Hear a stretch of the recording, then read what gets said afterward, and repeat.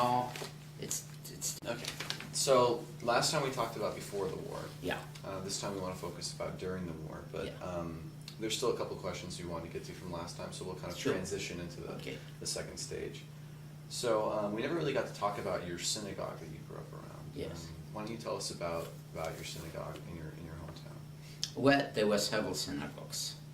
There were the main synagogues, but it's not in our section. So we lived in a city where ours was usually a modern city because, Poland had 800, 900 years to the cities. This was only about 200 years old, not even.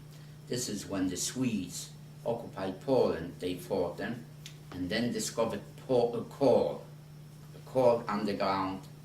That's where they started to get in people to work in the coal mines, everything. The Jewish people lived in Berlin, about 5-6 kilometers away from that city. And it started more and more Jewish people came in because a lot of coal miners, and they have the big foundries that they were there, everything. And so they opened stores, a lot of them got different labor jobs and so on, and businesses open. But then came 1908, and this was under the Russian occupation. I mean, I don't know because of the occupation, not because Poland lost its independence in 1701 to the Russians there. And so the Russians were there. Actually, in our city were three occupants. They were the Austrian and the German, but at that time the Russians were there. So the people complained, Jewish people are moving in, so that they're going to chase out all the Jews. And it was already there over 2,000 Jews at that time. So my uncle, I will show you, I have a Yiske book. I don't know if you know what it is. Mm-hmm. You know. Yes. You Jewish? I am. Or then you know what it is. It's a memorial book from our city. And it has the letters that he wrote to all the big churches and everything to let us be there, because account on us, it's all the businesses and everything, and people working the coal mines and so on. It didn't help. But what happened? The First World War broke out, so everything remained. And they didn't even have in our city a Jewish cemetery, but they have to bury. I know my Zadie was buried in Benjin, this about 6 kilometers away, and which I found now in the book in Israel. They restored the cemetery, and I found they written about my father's name some.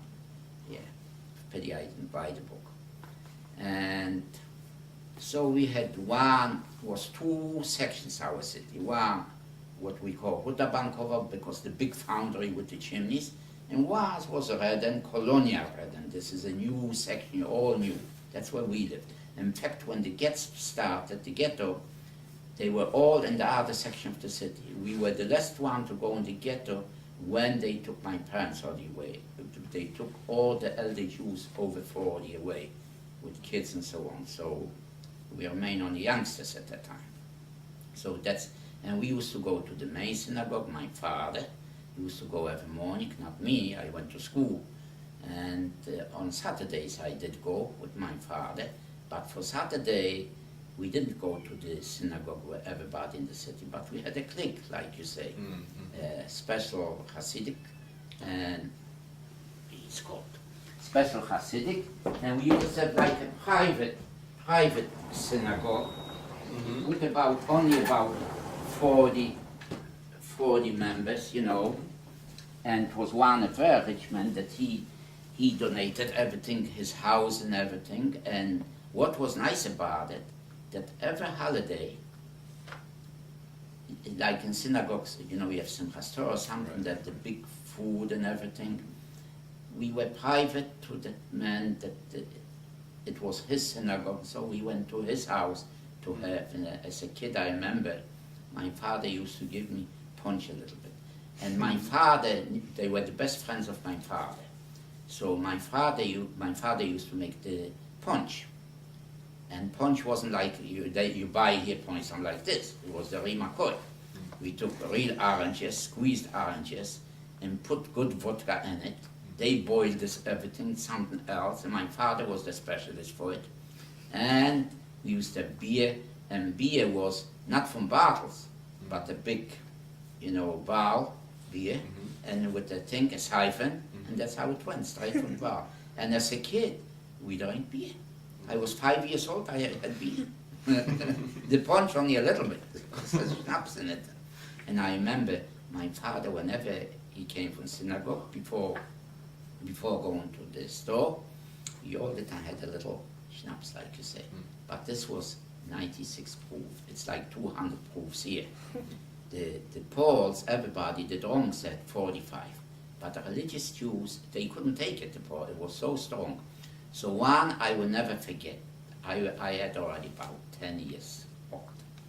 And I said, I'm going to try it. Father didn't see because he was in the store. I went myself, helped myself. Did I choke? I couldn't speak for 15 minutes. I couldn't talk, and took only a little bit.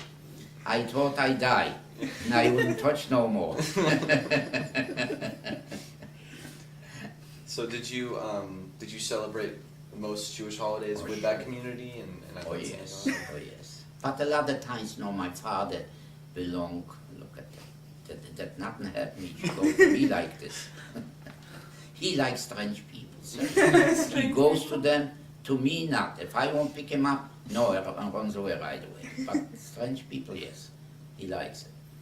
But my father, a lot of holidays, used to go to the rabbi. It used to be my father was Alexander, who's it like you say? I know. Where were you born? Where were you raised? I tell Me? you, yeah. I was born in Los Angeles. Los Angeles. Oh, he was Alexander. Who's it like from the Alexander rabbi? He was more prominent, Yeah. But my father was very modern. He knew more than a rabbi. I can tell you this because he said what a rabbi learning. Believe me, you better. And I have my sister's husband. He knew more than a rabbi. But he learned he came to our home. They lived in Warsaw. My father said he knows more than a rabbi. He's so in everything. But he never went to a synagogue. Not even Yom Kippur. Yom Kippur, my sister went to synagogue. He went to the woods with a book and all day long. Yeah. And the son is the same way in New York. Yes.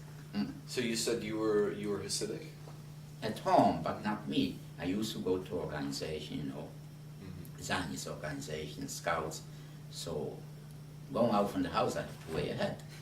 My father was there. But the minute I went out from the house, on the corridor, I left my hat. My mother said, remember not to come in without it. My mother knew that I put away. I was ashamed to go with the hat. So you had your bar mitzvah then, as well? Oh, sure. But it wasn't like here, the bar mitzvahs. We didn't make a big deal out of it. No. It was no girls' bat mitzvahs either.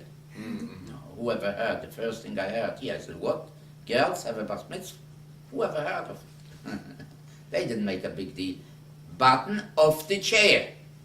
Christ, never you broke all the one of this one that cost hundreds of dollars. Come on, out. I'm going to lock you in. No. Don't disturb. Go in on your chair, lay down. Come on. He likes animals. Go down, look at the animals outside. Okay, that's what it was. And did you learn Hebrew as a child? As a child, I knew Russian, I knew Hebrew, but you don't use, you forget. Polish I still know because we only spoke mostly Polish and this, so I know. But Russian I forgot. I can read, but I forgot. Did you ever learn Yiddish? Did you ever learn Yiddish? Oh, Yiddish, yeah, I know very well. In fact, in the museum I translate. Whenever there's something from Yiddish, and it's a lot to translate, I'm the only one. Yes. Yeah, because I know the only thing is, I did a lot of documents which they found, and it's Yiddish calligraphy, the old type Yiddish. Yeah, right. And they make so, a fire in this, or it's so hard to read. And I had once about over 100 pages. 100 letters, not pages, to do it. And I took it to the Jewish, here to the Hebrew University here. They couldn't help me, they didn't know. Then I have one that he just passed away, Kestenberg. He was also a survivor. Maybe you read about him in the paper. Yeah. A good friend of mine. About 2 months ago he passed away. And he said, oh, Morris, I help you. I think we heard about that in class. He says, oh, I help you. He had for 2 weeks. I gave him about 20 pages. He didn't have a page. Morris, sorry, not this kind of Yiddish. And then what was hard with Yiddish translating? You have Polish Jews is a different Yiddish. You have Lithuanians, they mix in Lithuanian words in Yiddish, you know. Like the Polish Jews mix in Polish words in Yiddish. I've letters that I did, all Polish but written in Yiddish. They couldn't write Polish in Yiddish. And then you have Latvians that they put in Latvian, and you have French ones too. But a lot of it you couldn't make, is it a Aleph, is it a Ayin, is it a Resh, you can't know. But if you know a couple of words, finally after 15, 20 minutes, you catch the words, you say, oh, this must be Aleph. So right away myself, this is Aleph. And that's how I know. Took a couple hours and then I knew everything to translate. And I took almost, I have downstairs, I would show you. I have hundreds and hundreds of things that I still have to do. Because I do it whenever I have spare time, because in days it's impossible. I wish we could help. Yeah, I know. You can help type me up my collection. I'm a little computer. Since when are you allowed on the sofa, buddy? That's what he'll see. To me, he won't go. He's clean. I wash him twice a week. Twice a week I wash him. And comb him, yeah. Otherwise, I would have full hair here. What else? So, still talking about before the war, Yeah. did you ever experience any type of anti-Semitism before the war? Oh yeah, oh yeah. I have good friends, Polish friends, because where I live, we mixed. And we were all good friends. We went out together. We picked up girls, you know, as youngsters, 50 years, under, you know, and the evening when it got dark, went down right away under the arm, make out with big shots. Well, that's what it was, not like today, you know. Yeah. And we were Polish girls and Polish, and we were all, I have a lot of good friends. But you have anti-Semites around. Oh my God. I have one in school, I will never forget, in the first class, Kishel was his name, I still remember him. And he was 3 years in the first class and never made it. And he lived across the church. There was a coal mine, and they have from stone gates and everything. They lived there in nothing, who knows what it was there. And he lived there. And he knew I go after school to Cheder, to the Hebrew school. Waited for me. Like 5 cents to give him, every time. And Pot Kozurek, I should, you know, big shot where he was older than I am. And to take off my hat because it's the church there. Yeah. So that's what he made do. And after a couple of months, I said, heck, I'm tired, give him every time, if not he beats me up. And I was scared. He was a big guy, you know, he was probably 3 years older than I am, and a hefty guy. They threw him out from school. Yeah, 3 years he didn't make. And they were jealous. The Poles were jealous of me, because I was a good student. Just before Christmas, a couple of days, the better students got all the time from the teachers something. They gave him apples, they gave him a challah, you know. The Poles don't eat challah, the Gentiles, but for Christmas they all eat challah and fish. Yes. And also Santa Claus from dough, that are nice things, and with the all color kind things to put on, you know. And I got this all, they were very jealous. Only a few students, about 6 students had it. That's why I was all the time getting it. I was very good at it. And they were all angry. But what happened, I got beaten up several times. And I took it out on the poor girls, because they're the weaker sex. We had, where we lived, for a girls' school.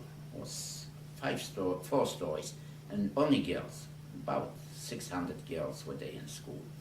And whenever I came home, when I saw the girls stay, especially wintertime, I grabbed snow and rubbed their faces in. That they were scared. They didn't know. They waited for the teacher to take him out because I stood there. And then I was sorry.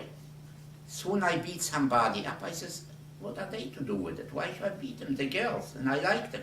Because I knew him, you know. In fact, once I asked to go out, which he did. Yeah, I never forget. Yeah. And her father was like a congressman in our city. Yeah. And I was sorry why I did it, but I couldn't help. I was so angry I couldn't let out to the guys because I was wicked in them. Yeah, so, but otherwise it was okay. In the war, my sister had the best friends were Gentile, Maria. Oh my God. Every Christmas we were there where they light the tree. Every Christmas. All of us. Every Jewish holiday, she came to our house. All the time. They were like sisters. You couldn't break them up. They were like sisters. My sister slept there, she slept in our home. My father wasn't against it, anything. But in the war, they showed who they are. Yeah. So tell me about the transition into wartime and your first, when you noticed things started to change and well, your first memories the of the war. transition, what it was, we knew because Hitler wanted the Baltic, near the Baltic port, Gdańsk, you know, Danzig, which was the port. He wanted something else. Then it's going to be quiet. But you remember Hitler did the same thing with the Sudetenland in Czechoslovakia. And after he occupied the Chamberlain gave him the Sudetenland, right? And then he took over Czechoslovakia. Then he did the same thing with the French, where the French went the Tsar. And he took over the Tsar.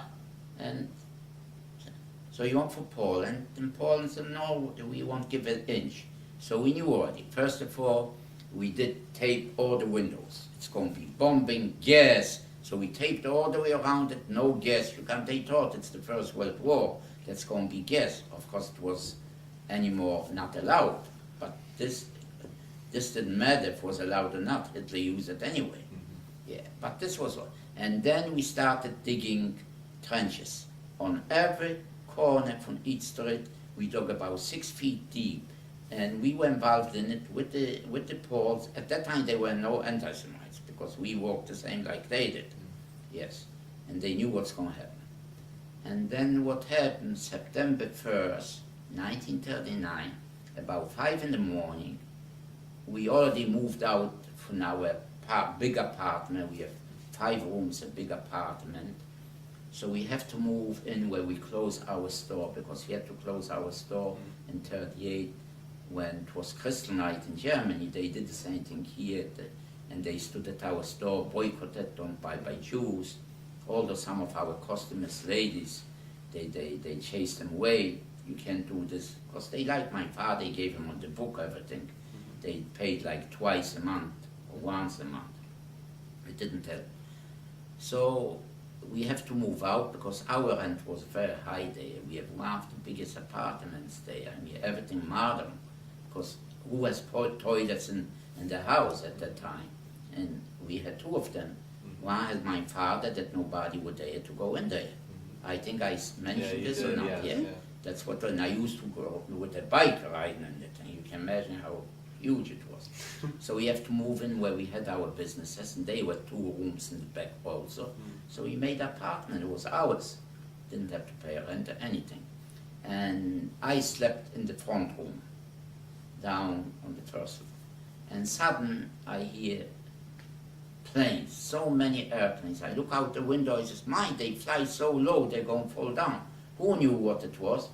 So I just grabbed my pants with a pair of shoes, without even, just in the pajama, and ran out. Yeah. And here a lot of guys already ran after them. We ran a whole street because they flew so low. And this was a 5th column from Germans. They flew low, they shouldn't be detected or something, but who knew the Poles didn't have any modern things at the time. What did they have? On horses, the thing, they thought it's the First World War. So then we heard that the war started. And then we saw every 15, 20 minutes, I counted the planes, 25, 30. One time, on the 3rd day of the war, 50 of them. when they bombed Warsaw. They flew over there through Silesia. Yes. And then we ran away because on Saturday night they started Sunday evening. So came two German Jews, which their sons were my good friends. We used to play ping pong in the Maccabi thing, and we should run away because they know the Germans. So nobody ran but my older brother and myself. And 3 days before, when I saw it's going to be war, I had in the PKO, it means like you have a saving account in the post office, like here, book with saving. I put away money there, and I went there to get my money out. Because we knew war went on, knew it's war going on, and I had quite a bit for a youngster, and at that time the money was tough. They wouldn't give me. Because I have on my passbook, Monik. My name was Polish, like in Polish. There's no Monika Jew. You Moshek. You Moshe.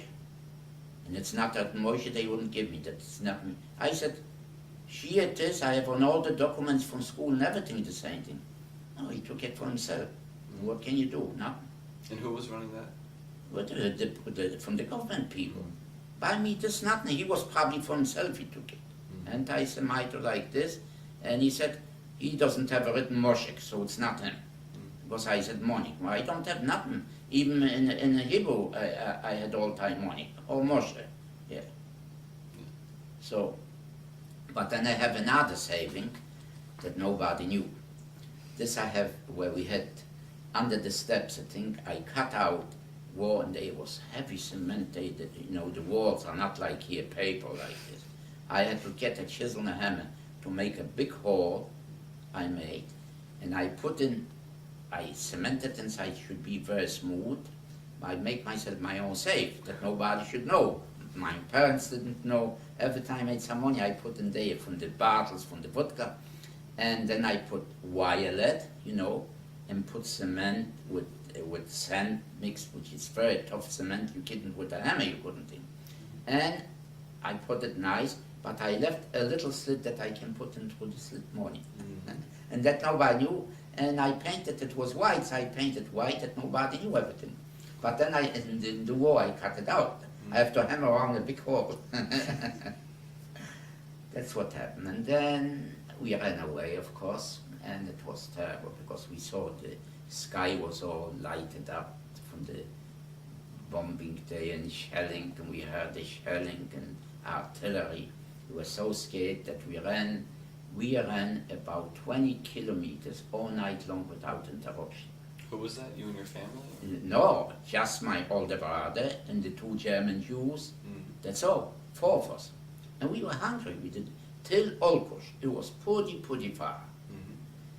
All night, we won't get away far. We wanted to go to Kielce and from Kielce to Warsaw because they thought the capital of the city, it's going to be safe.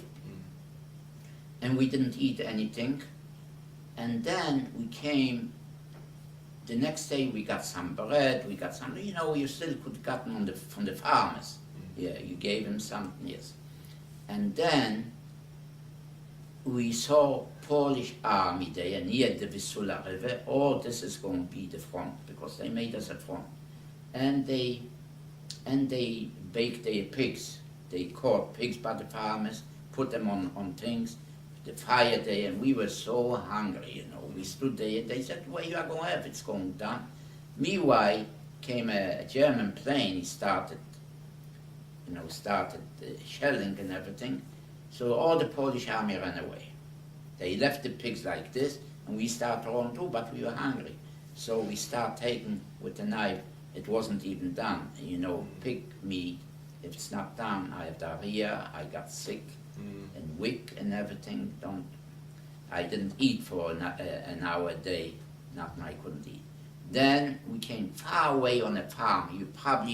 I would say it was about 25 kilometers, more than that. Not a single house, but this was only a big farm. And we were there with about 50 people already sleeping by the farm. And the flies were, you didn't see not an inch that shouldn't be flies sitting on it. They were on a farm and this, and not clean. They wanted to give water something. was full flies. I threw away. I'm not going to drink it. Yeah. Some people just, you won't get milk. But sudden, about 2 in the morning, we lay on the floor, gave such a bang, a bomb. Oh, we thought everything is falling apart. In fact, some windows were not. We ran through the window into the garden.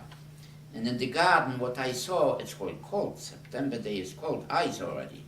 Frozen tomatoes. And I ate them there. I picked them, laying on the ground, I picked tomatoes to eat. And the next morning, we heard that they bombed, was only one church, and they bombed the church, the Germans. One church. So one of the German Jews took along, probably was religious.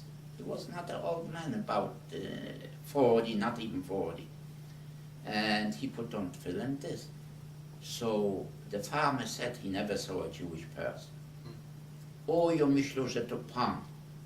He thought he's a Serb because he was in a hat, nice, tall, shirt and everything. He thought he's something big. But he didn't know that he was Jewish. Then he says, oh, you Jewish. He didn't know. Like he would change his whole thing. Yeah, but you can't forget those things. It's so funny because they never saw a Jew in their life. You had walked? This was We just were all walking? walking, all walking. So you were planning on walking all the way to Warsaw? All the way. No, we were planning to. What else? You didn't go. We were in Wiślica. It's a village.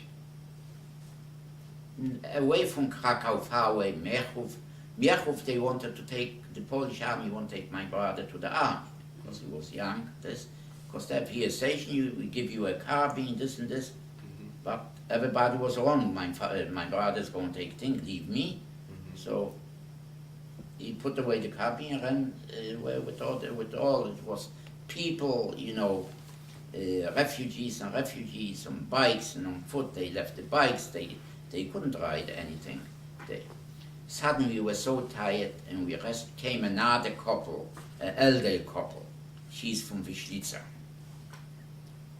a village about 50 kilometers where we were. They ran away too. And we sit in a field, like stretched out, resting because the legs were hurting.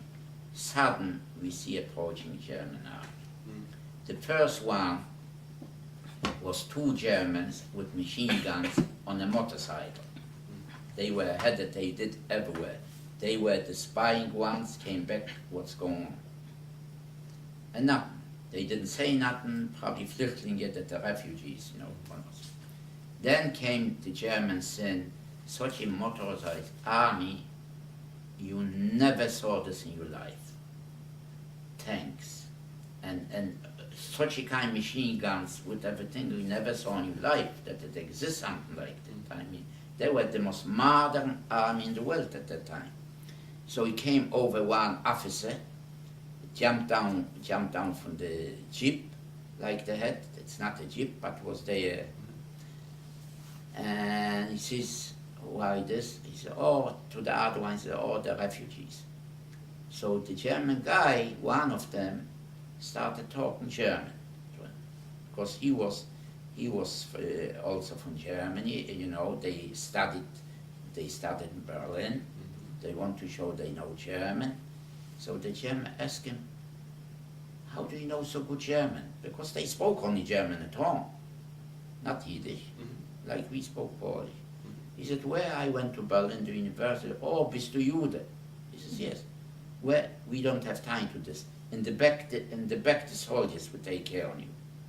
That's how it was. Because we asked him if we can go home already. Yeah, you can go home already, but you won't go far. That's what he said in German, which I understood. Yes. So we were afraid, but anyway, we started walking. We were hungry and tired. It got night already. So that woman, that couple, they said, okay, let's go. We are going to sleep in our home, and I'm going to make something to eat. This was 2 in the morning. We come in there, I was scared. Their house, the windows were going on the cemetery. I was scared of a cemetery. And here, the windows are, the house is like in the cemetery, next cemetery. And the floor was no floors on the floor, but earth. Like in a village, like on a farm. and she milked the cow, fresh milk, and she made from flour something, little balls like, and cooked them up with the milk, and that's what we ate. They call it zakshilka. They call little dough things, boiled in on the milk, that's what we ate. Then we went to sleep, which I couldn't sleep there. I was afraid near the cemetery. In the morning she went out and we started walking. And we stopped in Baltimore. We came to a house. Was there a neighbor of mine that her family was from there. And he says, "Oi Moshe, how we kicked us in Jewish. How do you look so tired?" Because I was sick from diarrhea, don't forget. She made right away tea with lemon for me, with toast, you know. They were well off. And we slept over there. Next day, we walked out home. It's a good thing that the Polish guy, a farmer or something, "Where you going?" He says, "Where you going, don't go there through the bridge, because they killing Jewish people." When we heard this, you know, we're scared. So we took another way. It took us another hour, another day to get home. When we came home, my father was so worried, because all the refugees that they came home, and the Poles demolished the bridge. So the Germans caught the Jewish people to remove everything and start to build a new bridge. Whoever ran away, they shot him. Or even like this, he didn't walk fast, they shot him. So we were pretty lucky. And this was the first victim from our city, Michael Manella. I will never forget the name, Manella. Tall gentleman, and I was very friendly with his daughter, with his son. She was the most beautiful girl. In fact, I have in my collection, I have postcards that she wrote to a friend from her. Yes. And he was the first victim. And was he Jewish? Oh, of course he was Jewish. And then it was terrible. But what happened, that while walking in Sutland in the archives, one gave a testimony in Warsaw in 1945.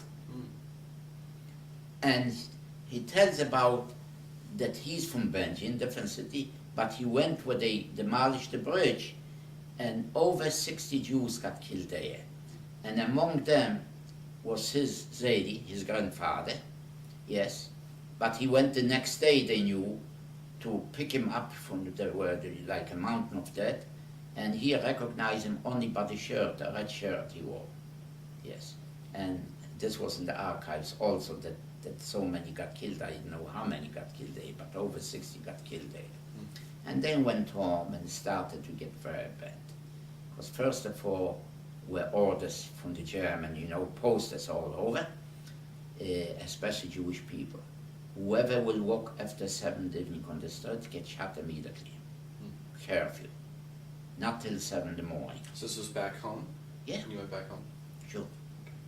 Then, Jewish businesses, they can't have any businesses. They took everything away. They took a Treuhandlers. The Treuhandler is something that take care on it. He takes over the businesses. But the Jewish people have to stay with them at least 3 months to show them what's going on, how to operate and everything. And what year was this at that point? This was 39 still. 39. 39. End of 39? Yeah, this was November. Okay. They came an order, whoever's going to be caught with the radio, to give up the radios, get shot. This is not only for the Jewish people, the whole Polish population. If anybody has, you know, arms, which revolvers or something, which we never had it, even the police didn't have it. But they figured from soldiers that they came from the war, that maybe they got something, get shot immediately. And Jews can't walk on the pavement no more, but they have to walk on the street, middle of the street. And if the German soldier goes by, you have to take off your hat and bow. That was. Then came an order in November to put on armbands, Jewish people. On the left hand, a white armband with a blue Jewish star. You have to have it. If not, you can go to prison or get even shot too. And then every day they formed a Jewish community, a Judenrat, what they call a Jewish council. So about 11 people in the council. They were responsible for all the laws. They only came to the head from the Jewish Council. They didn't give the laws to us, but the Jewish Council. They have to fulfill all the dirty work. Yes. For instance, they needed 100 people every day for work. Even elder Jews to clean the snow from the streets. And in the history book I will show you pictures, which I know everybody from them, I recognize. And everybody has to work there. Everybody. They didn't give you nothing. Food was terrible. You get coupons with very little. Meat once a month. Instead meat, they didn't give you meat, but they gave you fish, dorsch.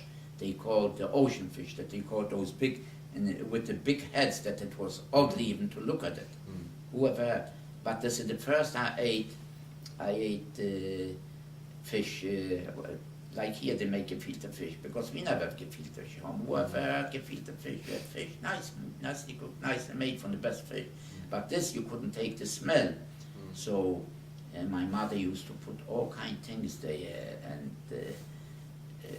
with some kind of nuts and this, to take away the taste. And who actually distributed the food? Was that? On coupons, the Germans, yeah. And you got no butter, but margarine, cocos margarine. It was so hard you could hardly cut it. So many deca, yeah. And you got like a kilo potatoes for a family for a week. A kilo is about 2 pounds for the potatoes. Yeah, but this we had because what we did, my older brother, myself, we worked mostly for the Germans, for the police and so on.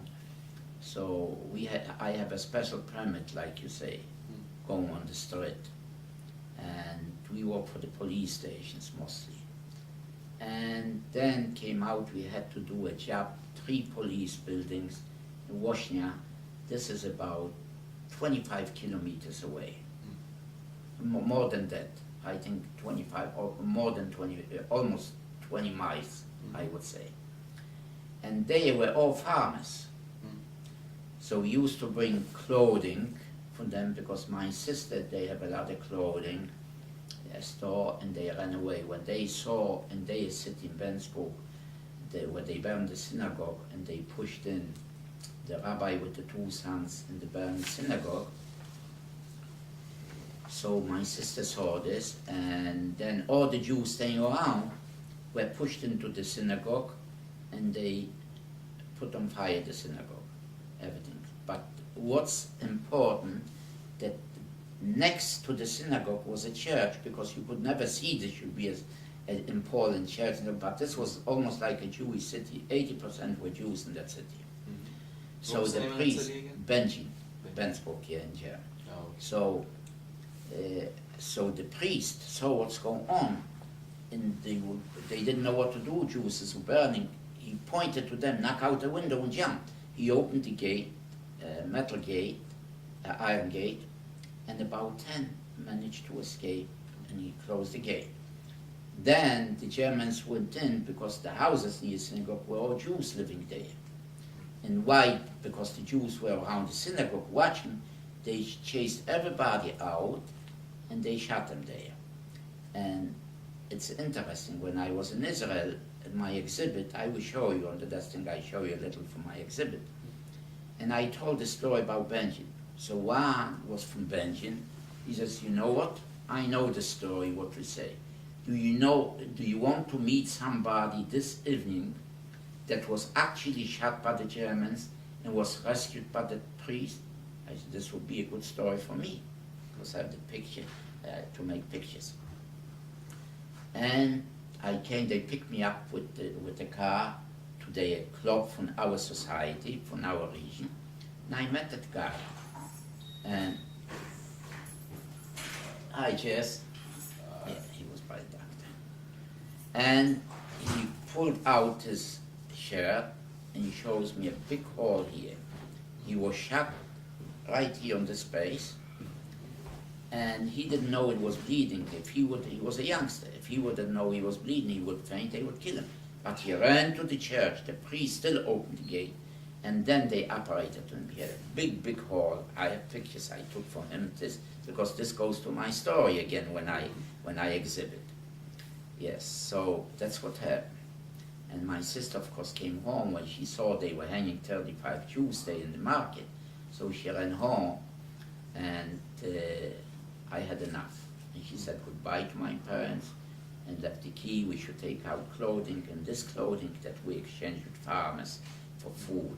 And we have the farmer that got, he only had one room there, but he was so nice, Cevicek his name. There were other ones, anti-Semites. They were angry, oh, you're dealing with the Jew and this, I'm going to tell the Gestapo and this, because he came from the Polish army, and he said that the Jews in Lviv, where the Russians came over, they were mostly communists, and a lot of Jews, they were communists. You know, they right away communists are all Jews. Yeah. So we had to give him something to shut up. But he took in his wagon potatoes and flour he brought home, because we couldn't carry this. And way back he bought coal, you know, the coal mines for pop. And we slept there overnight. They were nice. We slept with the little boy. They have only one room, but they put straw on the floor.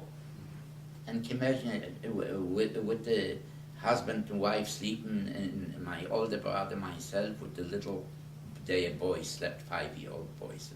I wish I can find that boy. Yes.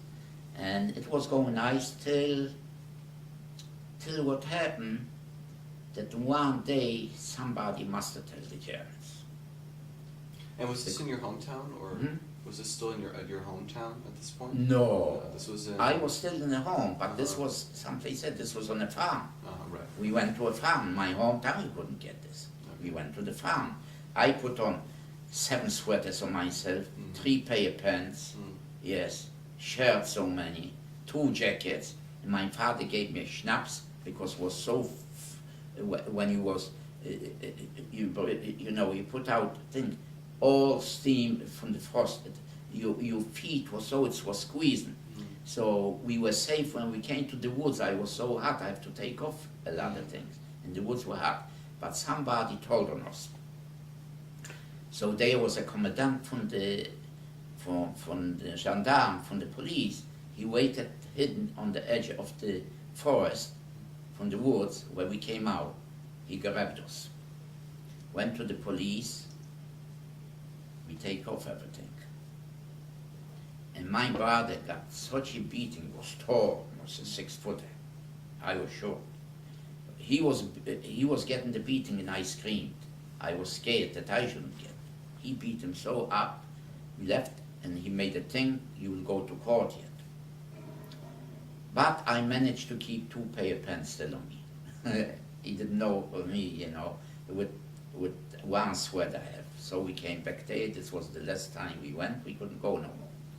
But about 2 months later, came from the Jewish community, from the Jewish council, that they need painters. They were that gendarme beat up my brother. There's 3 new buildings there we have to paint. So we were about 4 painters. But, and we have two buildings we did paint. The 3rd building we kept for material, you know. And we slept there because we didn't go home. It was too far to go. So we went home for the weekend. And they knew it. And that same policeman that beat up so bad my brother started to make business with my brother. If my brother brings him coffee and silk stockings for his wife, he will give us a lot of food, meats and everything, which he did. He became, you know, a businessman. Can you imagine? He beat him so up. And what happened later on when we caught, even with the papers, we were scared because they were catching youngsters, girls and boys to send to Germany. So a lot of times I slept by my neighbor because the Germans took over the store, but he still had the key, and they wouldn't look because it was a sign, this is German property. So I slept there all night long in his store. But later on, Friday evening, because most of the what they raids was on the weekend. They knew Jews are home for Saturday and this for work, even if they have special papers. we went where? Where the police station. Where can you say where the police? Nobody knew about it. So we went there, and my brother already had a Polish lady friend, girlfriend. You know, she all the time gave us. He sent me first. We couldn't go both together. I am the one to make the fire. It was so bitter cold, ice, everything. The windows are all iced up. I opened up. I have to fetch water to hack away the ice from and a bucket water. And I went to that woman already. I knocked at the door. She already knew because potatoes would freeze in that building over a couple of days. She gave me potatoes. She gave me meat and soup. I think because she was friend of my brother. And we cooked like a half a night long, and we ate during the night, and then we took home something too, you know, flour and other things. And then we finished there at the job. We were walking again the police station, our city. So every Friday evening we went to the police. The German shepherds know us because we went every day there painting the building. So they didn't bother. And we took along food. We were so quiet that they shouldn't hear, and we slept all weekend there, Saturday night. We had a good alibi in case they catch us. You know, you can't walk after 6 in the evening, and we don't have watches, we don't know, so we were scared. So we slept there not to get killed. Did you ever have to use that alibi? No, never. They didn't know we were so darn quiet. We had 6 people there sleeping. Who were the 6 people? You and other painters. Other painters. Yeah. And where were your parents and your sisters at this point? The parents, well, my sister was out in the camp. They got up that day. What happened, this was in 42 in March. It came an order that all girls from 12 years old to 32 or 33 have to register for work. Otherwise, they won't have no coupons for food. So, of course, my sister was 12. So they got to register. As they registered there, right away the police took him on a truck, 450 girls. Most of the young girls from our city. And they to Sosnovitz, they went through a doctor there for exam, if they're healthy or not. My father went there, he go to the Jewish community there. It didn't help now. They sent away. My mother was crying, was like after funeral. She was the youngest. You know, a girl to send away, didn't know what it is. I tell you, it was like after funeral in my home all the time. My mother was crying for it till we got, 3 weeks later, we got a postcard from her that she works in a factory in Greenberg. Maybe you heard the name Greenberg again. Where was that? This was in Silesia, Lower Silesia, yes. And they work 12 hours a day, where they make materials, you know, on the machines, but it's very heavy work, forward and back work on the machines for 12 hours. And if we can send her some food. So we knew already she's hungry. So my mother baked, and I went to the post office because I have a special permit, so I could go to the post office. And it was bad, very bad. One of my best friends didn't have what to eat. He didn't have parents anymore. One brother went to the Polish army, the oldest, never came back. Was a younger brother with him. He was really starved. And he did have a good voice, and he was a step dancer.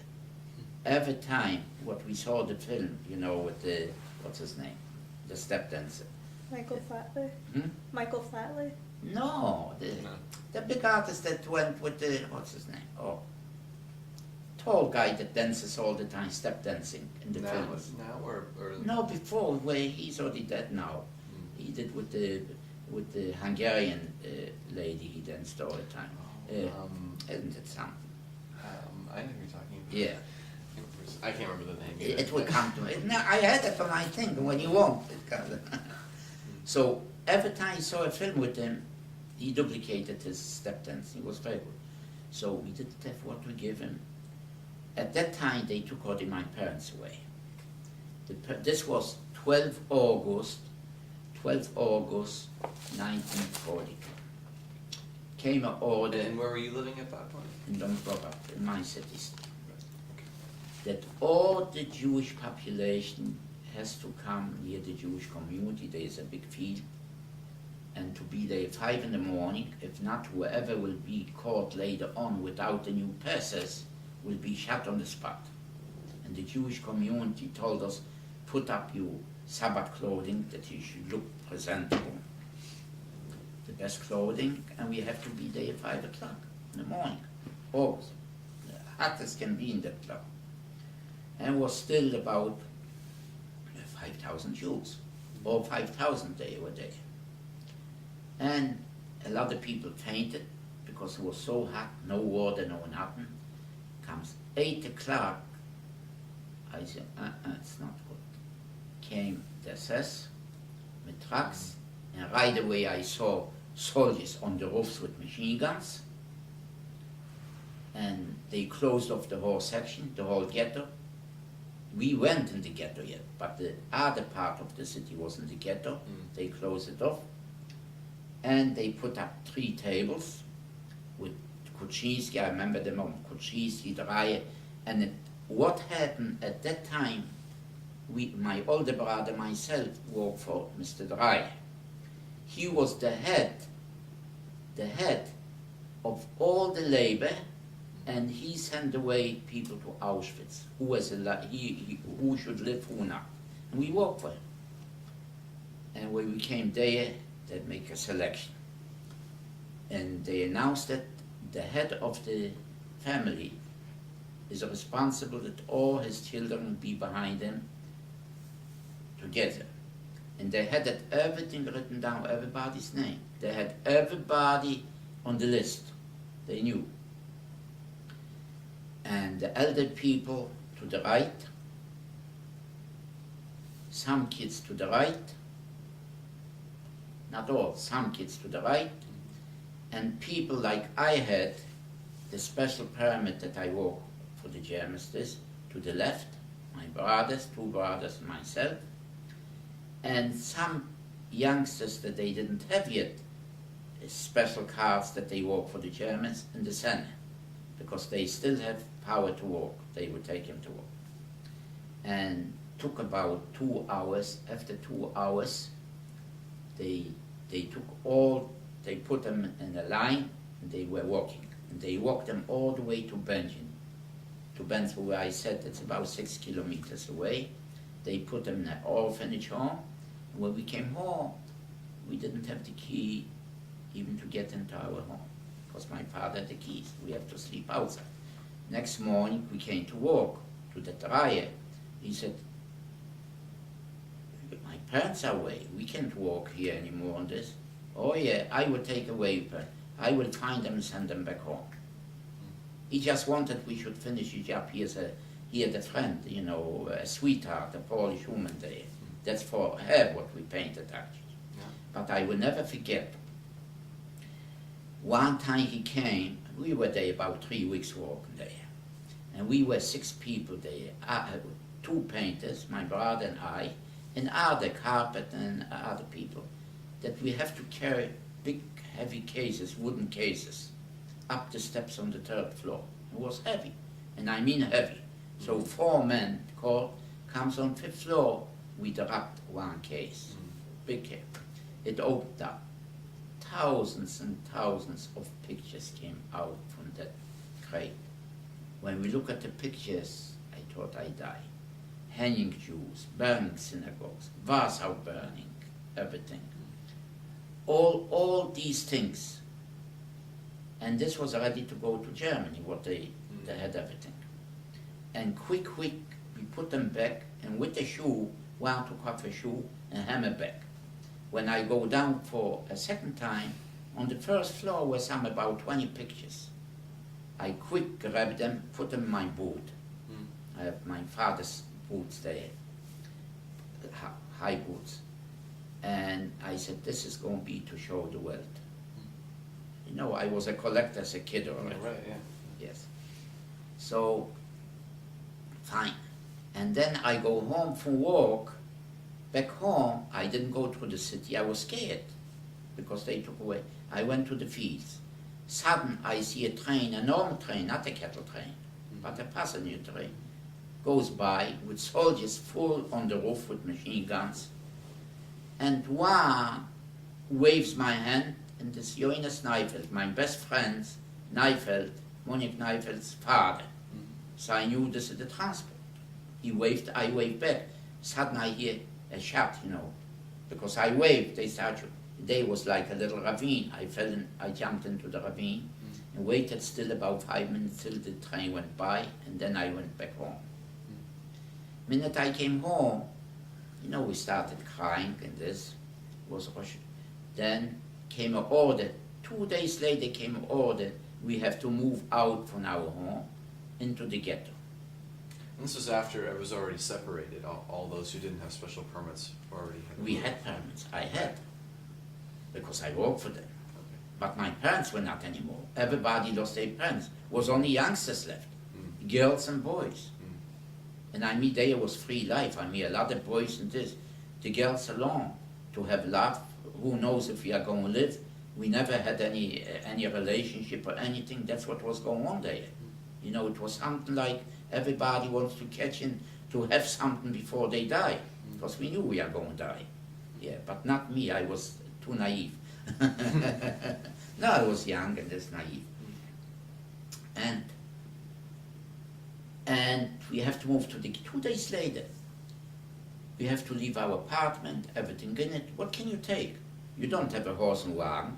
We bought like, a wheelbarrow to put in some father's books, the holy books we did take there, and a pillow to sleep and some changing clothing, shoes. 3 times I went, and that's all we got. We got in, that the community gave us a room. I thought I died. A little room, like half of this size, 16 people, 9 girls and 7 boys, and 1 pregnant woman. So Which ghetto is this? this wasn't on Kova, still the ghetto Okay. there in our city, because there was, you couldn't go out anymore because it was all ghetto, but I could. Because I work off for the special permit, I was allowed. And there was a shop there, a tailor shop, that the Jewish police went with them out the ghetto and to the shop, because the shop was near the station. They allowed them because there were about 800 boys and girls who were still there. They came from Benjamin also to work here because they claimed they are safe there. That's why they worked here. So what happened to everything that you brought from your apartment if you were moving to such a small? You couldn't do anything. We left the thing in the attic. There, we didn't have where.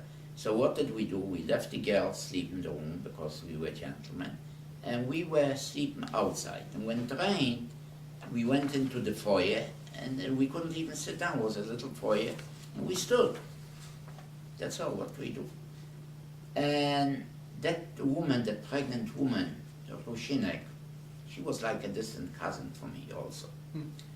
And she baked something. Her husband was in camp already, and she baked for him things, and she gave me the packages to send to her husband, which I did. And then after being 2 weeks there, I have an invitation again from the Jewish community, from the Judenrat, that I go to Shakova. They gave me a special permit on the train, ticket on the train, take whatever clothing you need, whatever clothing. How much clothing did I have? We had to leave everything there. We couldn't get anything, and everything was outside. And I went to the train, and I found a place, Shakova, in a leather factory.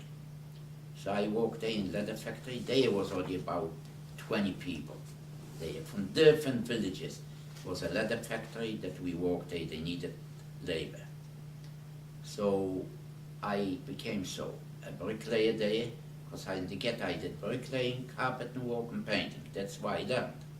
And good thing I learned there. That's what saved my life. So I was painting machines, and I will never forget, they confiscated a Jewish leather factory in Czechoslovakia, not far from the Polish border. The newest modern machines for leather, for making glossy and the big leather, they have the leather are soaked in big vats, about 12 feet high, more than 12, and water day with solutions and everything. We have and smell the high heaven because from the cows and everything, and that's what we walk. And we slept there. We have to make our own sandwiches, and bread we got from the bakery there. I went out because I spoke with Polish, so I went to the bakery once a week for bread with another guy. And the rest, the Jewish community sent food, margarine, other things, jam, sometimes cheese a little bit, that's all. And later on became about 35 people were there. And I used to go every week. I gave something, I promised something. The boss there that was in charge of the Jewish guys, he let me home. So I went home. We were no more home. There was a ghetto in Schroedula and a different city there. I went there to my cousin. I put sugar. They have the sugar that they put in for the leather, such a yellow big hunks, like stone. This was sweet. And then I packed leather around myself, which the boss gave me, and I have to bring him back either gold pieces or something else. That's why he let me. And I went to Sosnovitz and I gave this away and I brought something back for the boss. Then a friend of mine... How did you get there? How did you get there? By train. I have a special special pass from the highest officials that I went. So, but one time when I went back to Sakova, there was a girl, a neighbor of mine. Her father was a principal, and she showed me like this with the eyes not to sit down. She had a Jewish baby with her, taking him probably for hiding. I shouldn't sit down near her. So I understood. And after the war, I looked for her, and I got mistook about somebody else. And I wish I would find I was there twice. But it didn't last long. We were there for a time. There were no more ghetto, just in Sosnovitz. The whole Silesia was one ghetto. And I didn't see much my brothers either anymore. So then one engineer went back to Benjin to see his brother. He never came back. They caught him. So I didn't want to go anymore today. I said, no, I'm not going no more. And one time, I went with bread, back home. We passed by the church. I hear a whistle. Come here. Was a Jewish guy there, and a Polish woman hid him there in the church, in the basement. Come on, leave the bread. See, I know you go here every time by. I see you. Hide here, you'll be safe. I says, the boys, I won't have what to eat. We were two guys, electrician and myself. Maybe tomorrow we see, but I have to give them, they won't have what to eat. Okay. Next morning, 5 in the morning, who comes? The Gestapo. All our barrack, we have in a barrack, a big room, out. Who wasn't there? The electrician that went with me wasn't there. And there was the widow, not the widow, at that time she wasn't a widow, but the wife of that guy from the engineer who told him he didn't come back with a little baby in the hand. So I helped her carrying the baby, she kept the suitcase, and I have the pictures hidden still in my shoes. I got petrified, what do I do? That says, we came to the station to go on a train, so I asked the Gestapo man, I need to relieve myself, can I, and the things are on the outside, not inside in the station. Mach schnell, quick. I grabbed the pictures and threw them in the toilet there, What choice do I have? I get caught with them, I won't live. They took us there, we came to Sosnovitz again, to that, there were no more Jews there. Everything was Judenrein. Our job was to clean out the ghetto things. We were 30 people, the Sonderkommando, what they call. Lucky, I gave the little baby back, the girl, to that woman. Because 10 minutes didn't last. Somebody came with the car, picked her up with the baby, they went to Auschwitz, straight to the oven.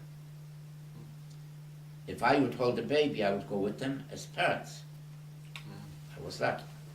And we were cleaning out the ghetto, putting bedding in one place, shoes, leather another place, everything, furniture, depends what, big mountains of it from the ghetto. Then came one of the assessors, Ludwig. He was the one was in charge of labor. Everybody was petrified of him. He wasn't much taller than I am, but good looking. And he was catching the guys on the street for labor, not to Auschwitz, but for labor. And he says, "Is jemand am Malen?" in German. "Is here ein painter?" My God, I'm 16 years old, skinny as can be. I'm going to tell I'm a painter. I was scared to tell, he will kill me. One guy had a big mouth. He said, "The Rosen is Maler," that I'm a painter. So he calls me over. "Bist du ein Maler oder nicht?" "Ja, ich bin ein guter Maler," that I'm a very good painter. "Warum hältst du deine Schnauze?" Schnauze, it's the mouth, but not mouth. It's like a dirty word, like for a dog you say a Schnauze. Gives me right away in the face. I started bleeding from the nose. Yes. Okay, put me away in the side. The other guys go to work, I stay there. About 5 minutes later, he comes over to me. 2 assessmen were near me. And he says, "I have 3 rooms to paint. Wenn du nicht fertig in 3 Tagen, if you are not finished in 3 days," he takes out his pistol to my ankle. "Hast du genug gelebt? You lived enough." I peed myself. I was so petrified, scared. You couldn't help. I thought he's going to kill me. Who wouldn't do it? I was shivering and couldn't stop shivering. And this. Then I came to myself. He said, "I don't have no paint, I don't have no brushes, I don't have ladders, how can I walk? If you let me home, don't bother, which is only 12 kilometers away. I have tools, everything. I thought I can escape there. Du wirst alles haben." The 2 assessmen come with me. We go to a paint store. This was actually a hardware store that they paints and everything. They help me with a ladder, with paints, with brushes. We come in. And he says, "In 3 days, you got to be finished the 3 rooms." I have those big brushes, you know. And I need on there were nice parquet floors. I need to have, you know, wood chips. So one of the assessors went and bought wood chips, a sack, in his truck. And we put it down, and on a ladder, this is a ladder that you walk on it. You don't go up and down the ladder, and they used to walk. That's why a lot of painters have crooked legs, bulging, like the Japanese girls when they tie them together. Right. Yes. And I started mixing paint. They helped me moving away the furniture, everything. And I started painting. They left. That woman, what a beautiful woman. They picked the nicest one for this was their sweetheart. Probably in the 20s, blonde, tall. She didn't even give me a glass of water all day long. My stomach was growling, hungry, thirsty, not. After work, and I did nice. What I do, she had like a dining room with a chandelier in the center, and I was very good in painting. I think I mentioned this in school that I was good. So I made out like a big twig around the chandelier, and from the twig comes out a snake with the tongue open. I paint like brownish the thing, in greenish with little brown, the snake, like to impress her, you know. And I washed the floor in the kitchen for her. I went down for calls. If I could escape, where would I go? And I thought she's going to give me a sandwich. No. I went back there, they took me back there. We slept on straw. Yeah, they gave us a sliced bread with a black coffee. This was supper. In the morning, they wake us up. I go again there. The 2 assessmen were there to take me in the middle of the street, you know, walking. As I walked, they took me to work. Who do I see? A blonde girl, Jewish girl, that I knew her. Yeah, I knew her, beautiful.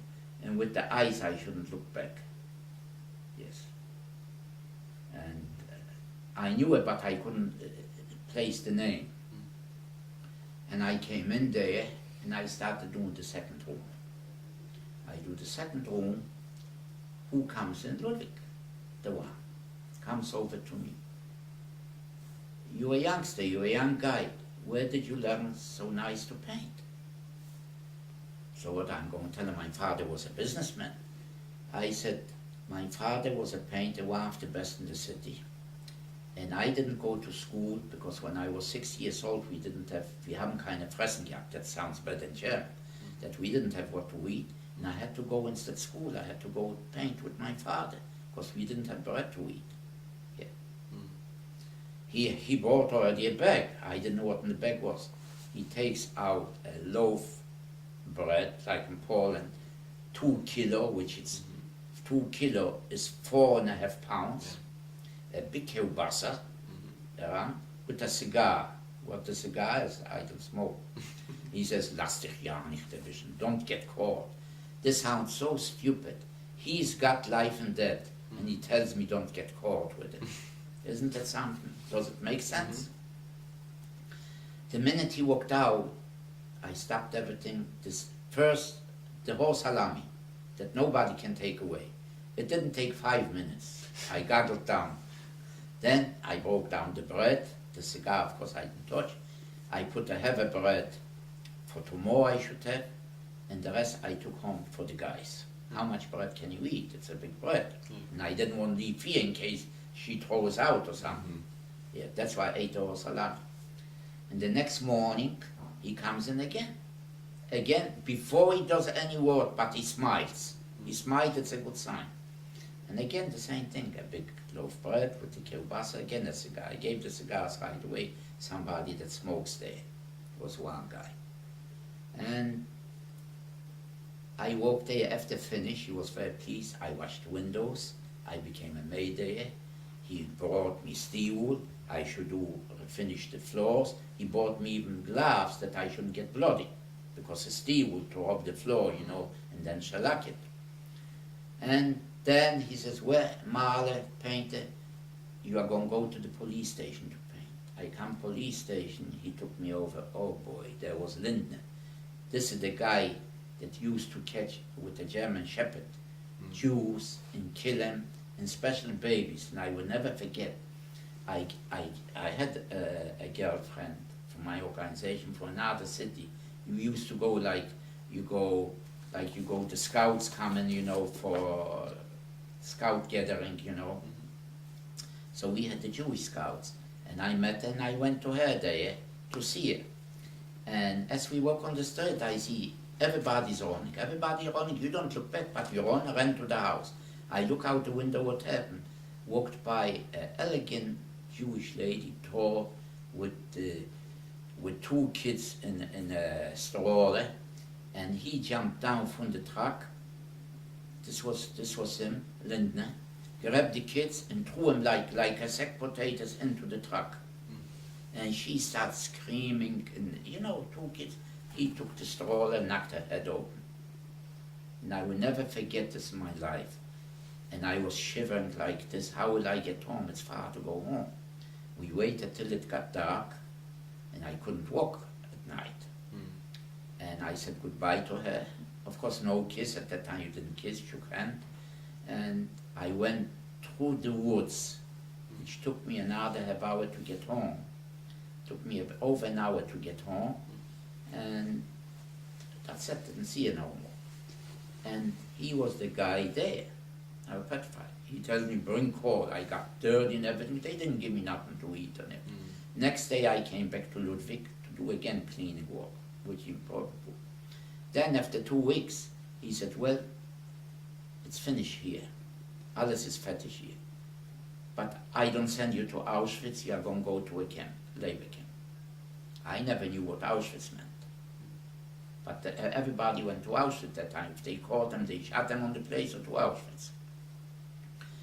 And he was already with me good, he smiled and this. I said, I have guts. I stood at attention like this, and I told him he was an Unterscharführer, I call him an Oberscharführer, they said.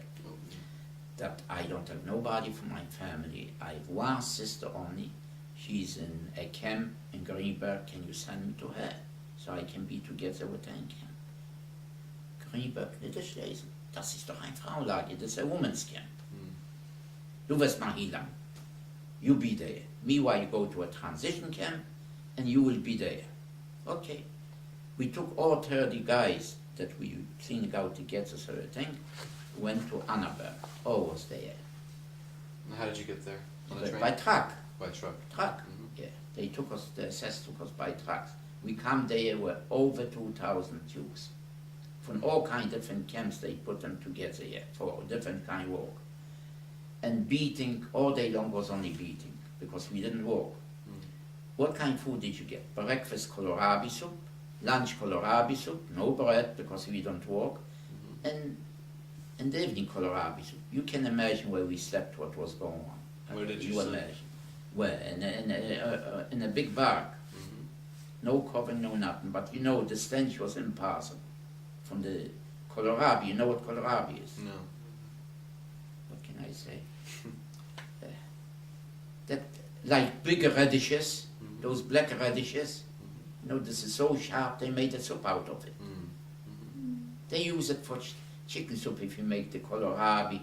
They have in the stores, have Malayan everywhere, Okay. this, like, it's white inside. I make it for Mhm. soup too. Mhm. I buy it.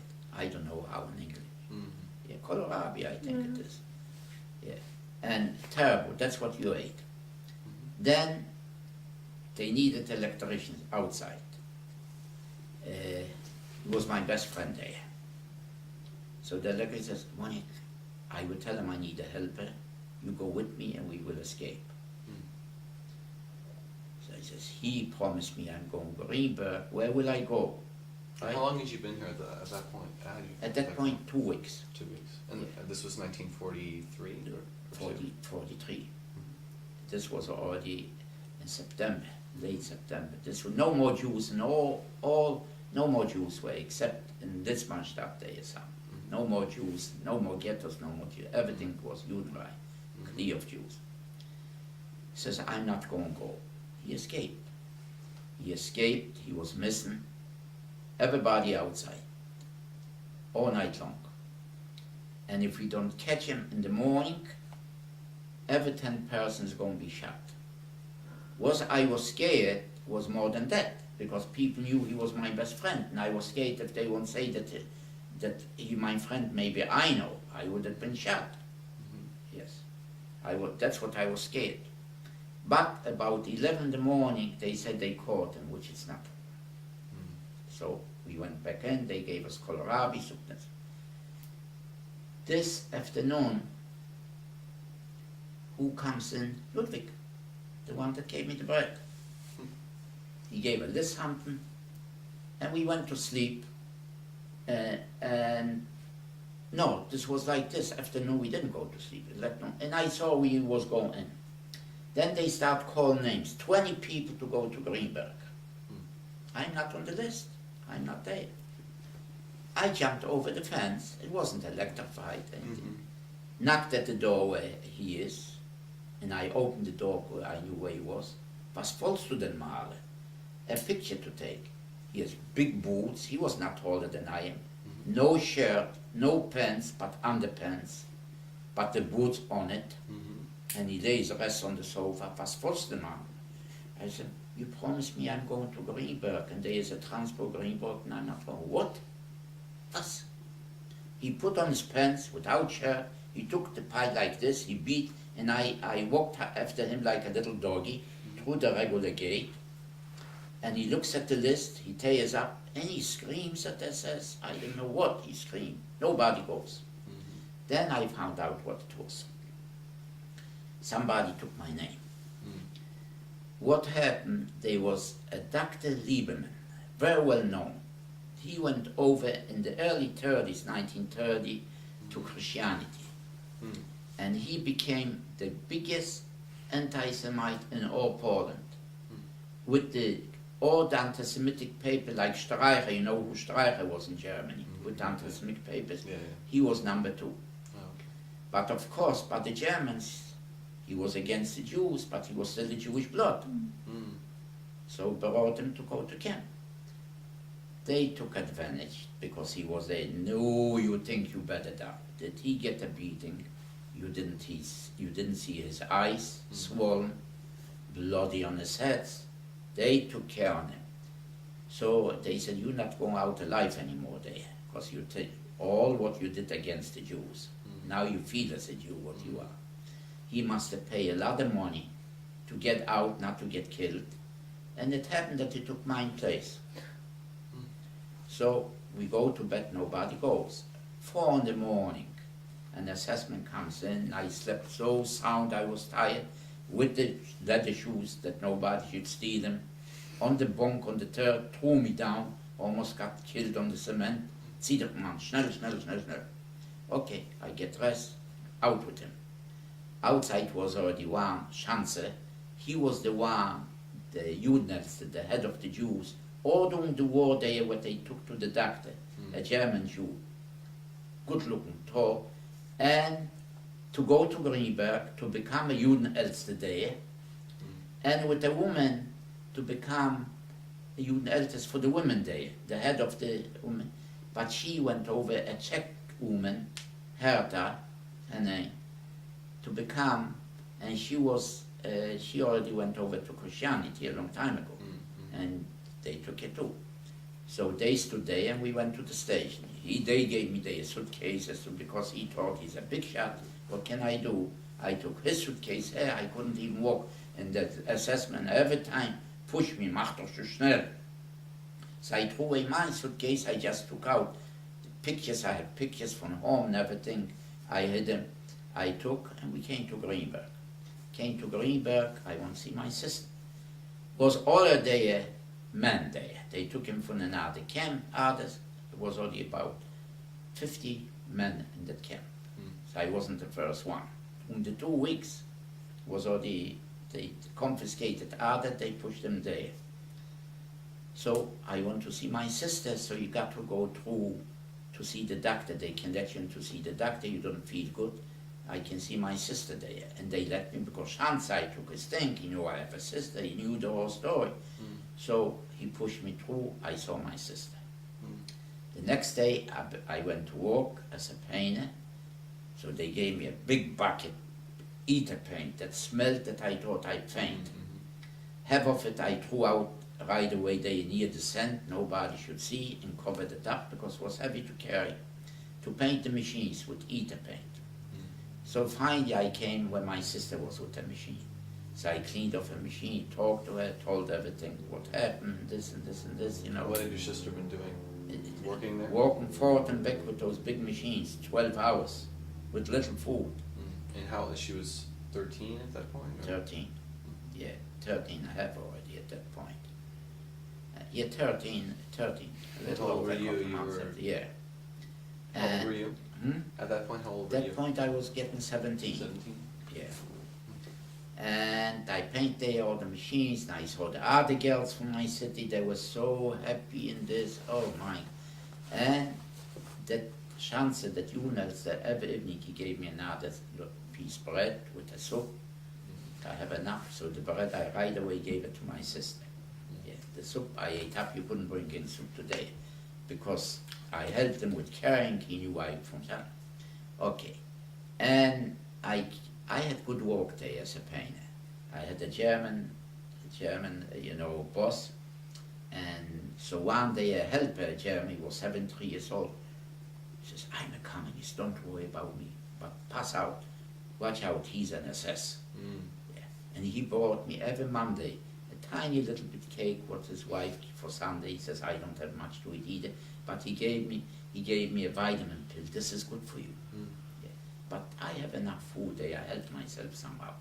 I cleaned off the office there, was there one woman put in where you throw the garbage in every morning a sandwich. She pointed to me something's there, take out the garbage, I knew already. And she smiled. She liked me somehow, I think she was good, there were some good Germans too.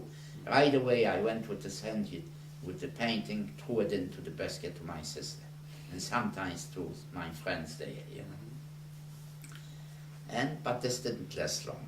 About 6 months later, who was there? Ludwig again comes. Ludwig comes, everybody was petrified. Because they knew who he is, something's going on if he comes. So the first thing he says, we stood at the roll call, we didn't go to war. Where's my mother? So I went out at attention. Hast du deine Schwester in German? Did you see your sister? Well, he smiled. I said, I will never forget you in all my life what you did, that you sent me to my sister. He smiled, he was so happy, you know. And then we all went to work, we all escaped. Something's going on that he's here. I come back from work, the head of the SS from the camp, Rosen, he didn't call me anything, you or some Rosen, but the name, setz dich mal hier, I should sit down in his office. He gives me a big plate soup and a whole loaf of bread. Every day you come in from work, you come here to me, in the office, straight to the office. This was Ludwig? This was Ludwig told him what to do. He was Otherwise- in the SS? Hmm? He was in the SS? He was an SS here, Wow. but he did. And right away the whole bread went to my sister. Mm. Everything. I smoked it, and they didn't. My sister gave it to a lot of the friends too. But it didn't last long. 2 weeks later, that's why it came. It became a concentration camp, so we couldn't be together with the girls. They took us away on trucks, hours, till we came to Kittlitz-Treiben. Kratzenberg, Kittlitz-Treiben. The station was Kratzenberg. We didn't know what to name. They told us. As we come for schnell, schnell, schnell from the trucks, they threw us over. It was muddy, because it was snowing, muddy. It was March, early March. Mud in the snow day, cold, this. But I have a good suit. They gave me a new suit there in camp. Everybody who was... Excuse me, I'm sorry, the tape is about to Oh. run out, so we have to put on your tape in. Okay. Okay. 1 second. I'd like to ask you some more questions. if Yeah, you I have know, time. from the camp, that's the main Yeah. thing. Yes. And then we're also going to talk about, oh, it's We have recording. So what happened when camp, we formed a circle, and sudden was the Lager eldest. It was a new camp, just built, And where was that? Kittlitz-Treiben. What country? It's is in that? Silesia, German, In German. German. But this was Lower Silesia, not Upper Silesia, what's called Lower Silesia. What would be the nearest city, you think? The nearest city would be, I think, Breslau, Mm-hmm. yeah, Görlitz, Breslau, in this vicinity. So what happened from the circle, and he was with leather shoes, leather pants, a leather jacket with a beret. He was a prisoner also. Number 2 from Buchenwald, can you imagine? But they picked those people because they were never afraid to kill others. So they picked those to be the elders. And he throws down 3 guys, steps on their throats. One got killed right away. And that's how you all go and look if you don't give up all what you have, money, watches, and everything. So the Judenelster from the Schanze, why did you do? They didn't do anything to you. They pushed him, he fell on the ground. So one SS man, wasn't SS, he was also in the brown shirts, he was also a guard in camp there. He says, what do you want? He's a Judenelster. He pushed him, he fell with the carbine. He fell in the mud. We stood there almost all day long, cold as can be. Finally, late about 10 evening, they pushed him into a barrack. Pushed into a barrack, no windows, no beds, all fresh cement still wet, to sleep on the cement. Know how cold it was? Wet cement on the thing. So we slept one on the Ardi to keep warm, bunched together. This is the worst thing you get, that's how we get lice. And during the night, they gave you a bucket to relieve yourself in the bucket, not to go out or you're going to be shot. They took everything away from me, the suitcase, what I have. I was so angry. What do? I have all my pictures from home. And I knew that it's not electrified because there was no electricity yet. It's a new camp. I jumped over the fence. I knew where the bark that they took the thing is. I knocked out the window quiet. for an hour, over an hour I looked for my suitcase. All I took out was about 200 pictures that I had from home, with the girls, you know, from the scouts and everything, from home pictures, and a toothbrush, that's all. And what what? I had. A toothbrush Mhm. with paint, that's all what I had. The rest I left it, couldn't get it. And when I came, what they gave was a little bit for soup. I buried all the pictures in the metal thing and buried it right away outside the bark. Mm. Yeah, I found some heavy paper from cement, cover from cement paper wrapped around and the thing. It was soft from the snow, everything, Mhm. so it wasn't bad. So from the top, from the thing what I covered, my metal can, I dug it out and buried it there. I ran in quick bay, nobody saw it. Next morning, they took us right away. It was 5:30 morning, unseen. Quick. Okay, we go out, we get ready, appel.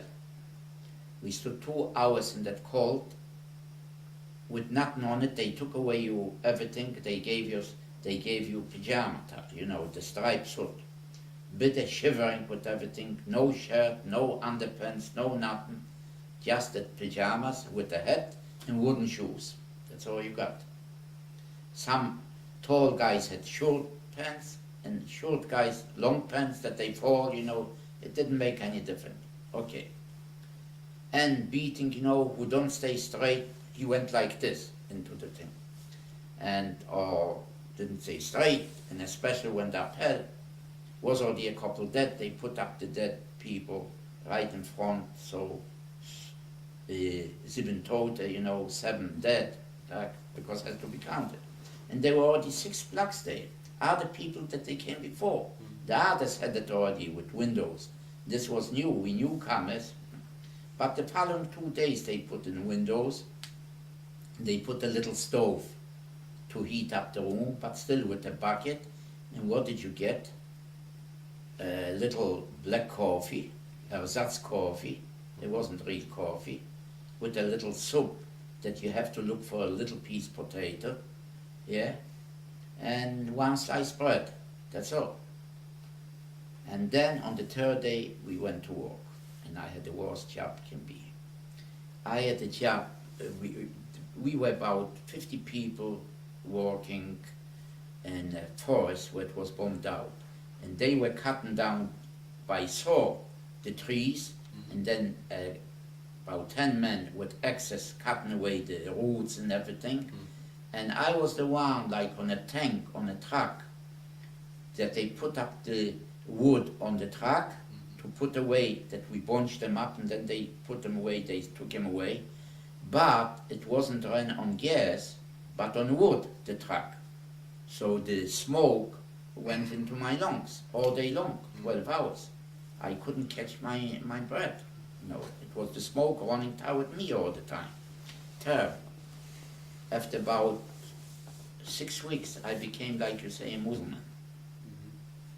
On the hand. So who was there on number 6 block was Grossman. This was the tailor that tailored my bar mitzvah suit. He was our tailor home.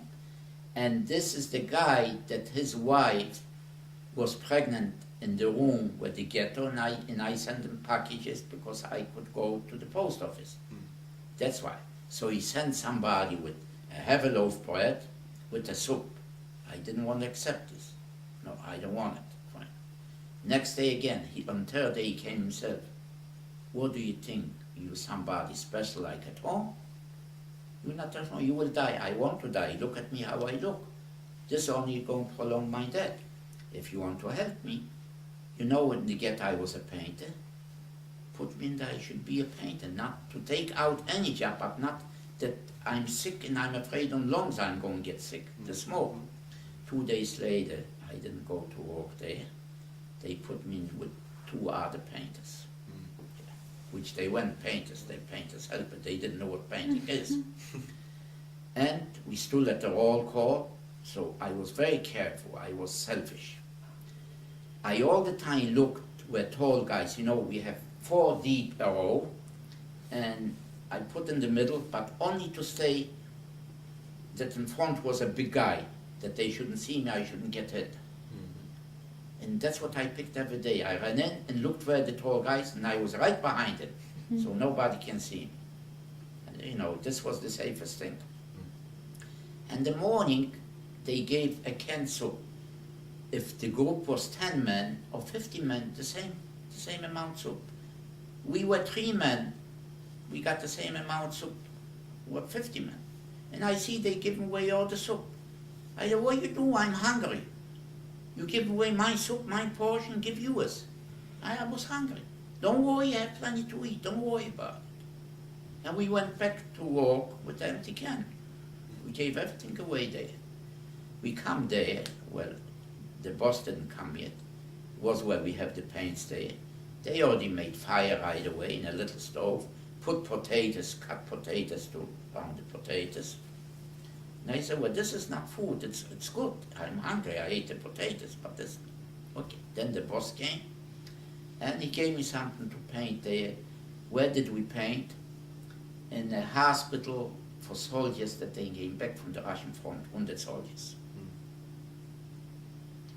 And he says, paint this and this. So of course I was a painter, and I painted very fast.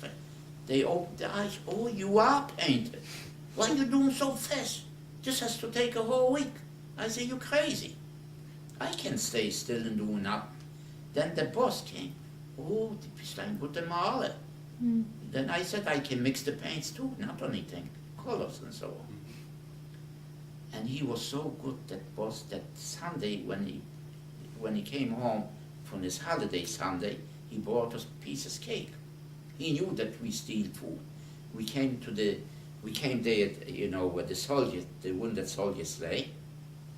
So when we painted a big hall, there were about 20-25 soldiers wounded. They took him out to another hall, and we have to paint there, but everybody had their own cabinet. We unlocked. The cabinet was so: bread, rolls, white bread, cheeses, butter, sardines, eggs, cigarettes, you name it. That's the best. One was with the door with the ladder, nobody came in, and everybody had a knife. We put bread slice from everyone from the whole thing, put that high butter on it. It was the butter was higher than the bread, we didn't eat bread. After a couple of weeks, I became a person again. I gained weight, and I had easier walk. Of course, we were 12 hours out, but who cares? And the boss liked me there, that he even made pictures. That they took us with 2 assessment with machine gun, took us to work, and he made pictures. He gave everyone a picture, but don't get caught. And I was sewing in the picture in the cap that nobody can see it. I want for the future after war, which unfortunately I don't have it. So, and then I took a bucket with garbage there, and I have a lot of food underneath, and threw it out on the garbage, because a lot of guys were working there on cleaning. There was a new hospital. They were cleaning away the stones and this, so they knew it. Every morning I threw out food for them. So I have a lot of food. But bringing in, you can't, because if they catch you bringing in, you're dead. So what happened one time, and the roll call was murder. A lot of people got killed at the roll call. They didn't stay good, and every morning so many dead. I mean, it was awful.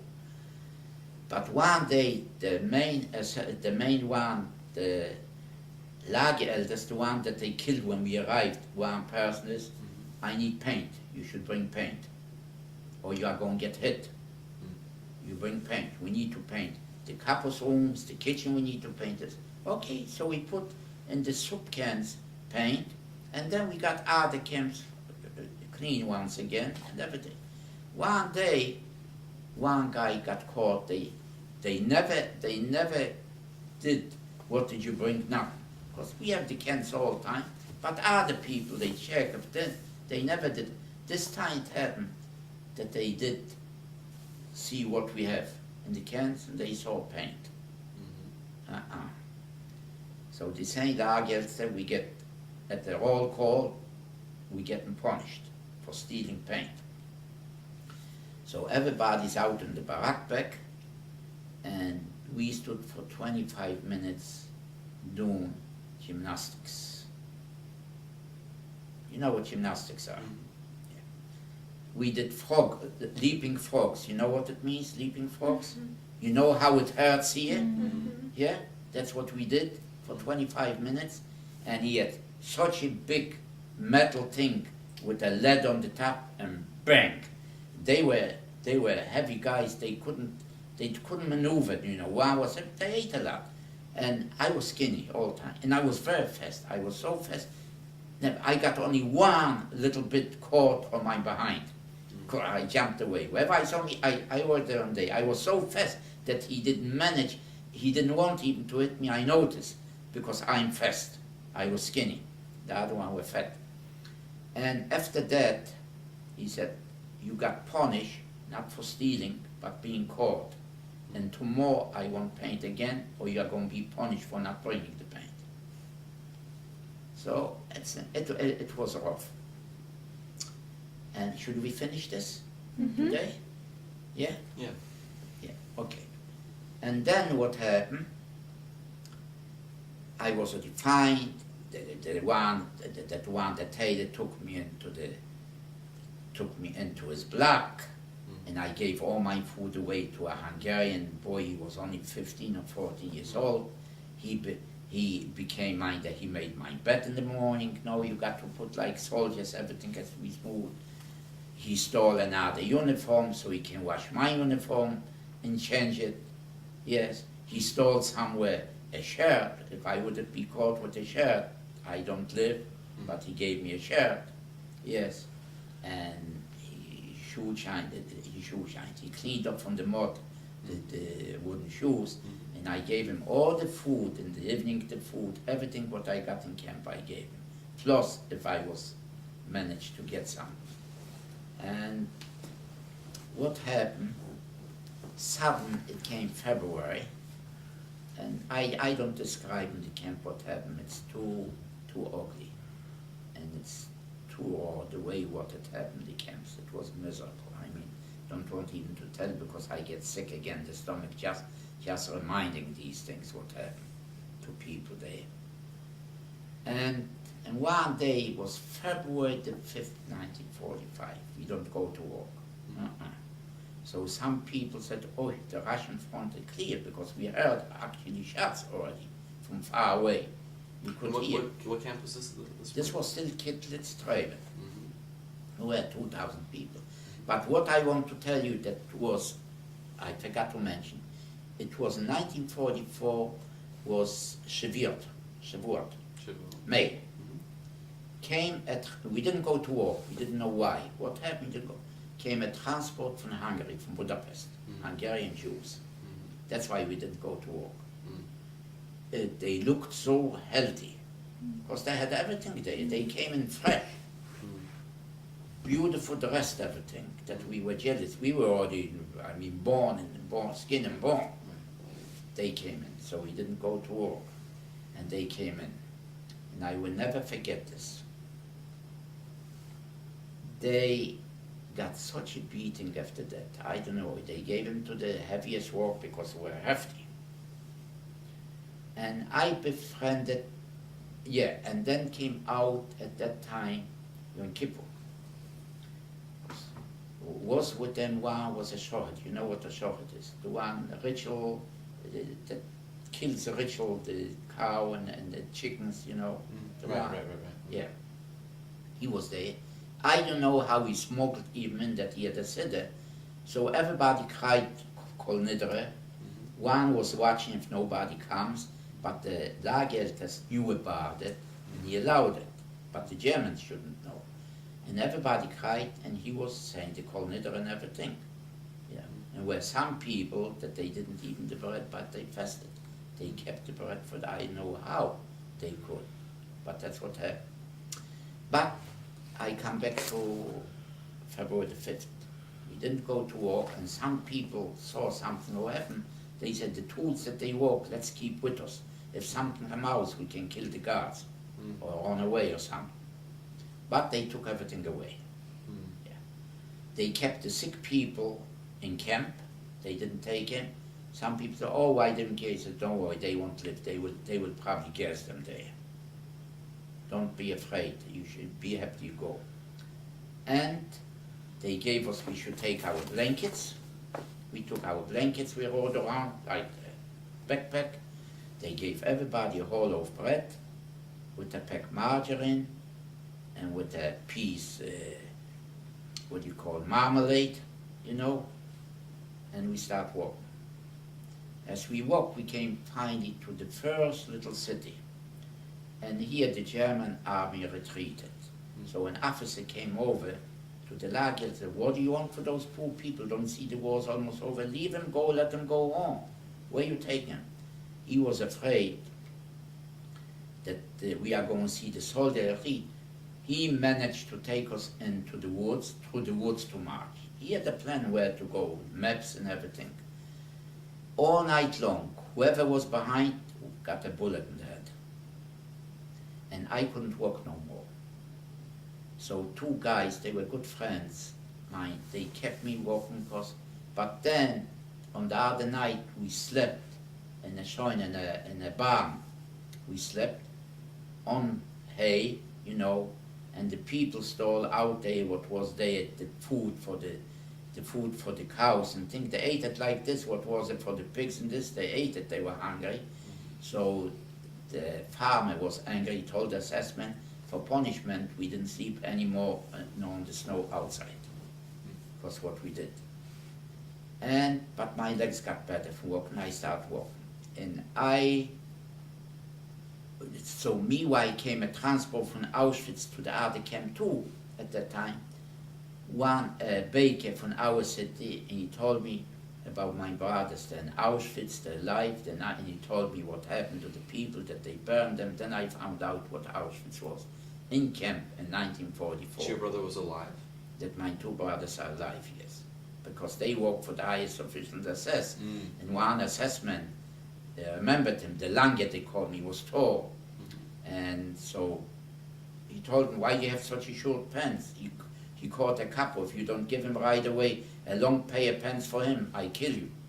So they gave him more food, but then they went to a coal mine to work, Gintergrube. And there was a German, the head was a German prisoner.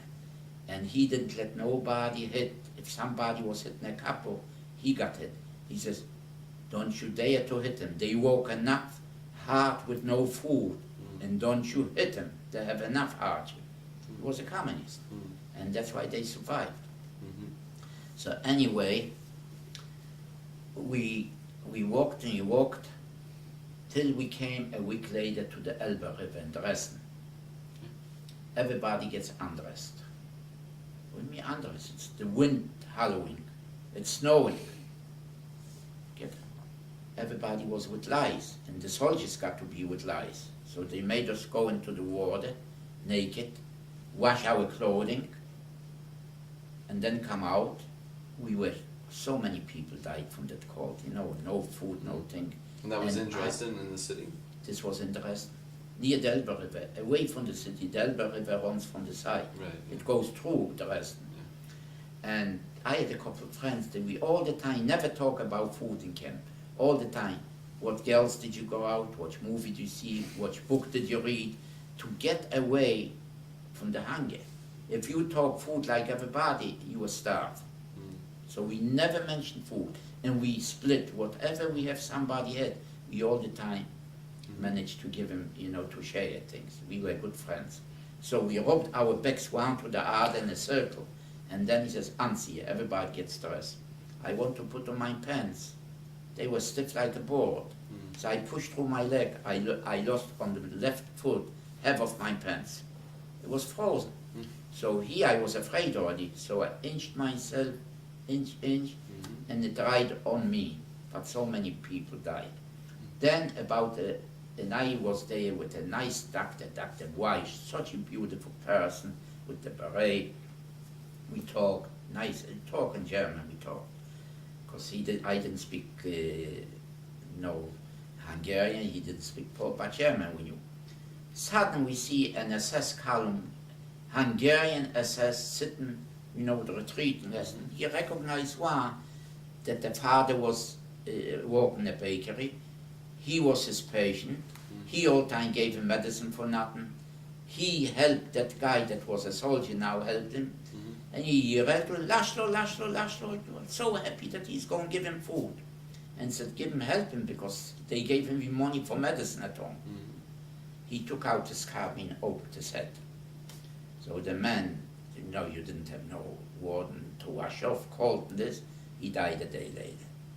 That tells you what he helped them, what he did. So that Hungarian assessment called him, killed him.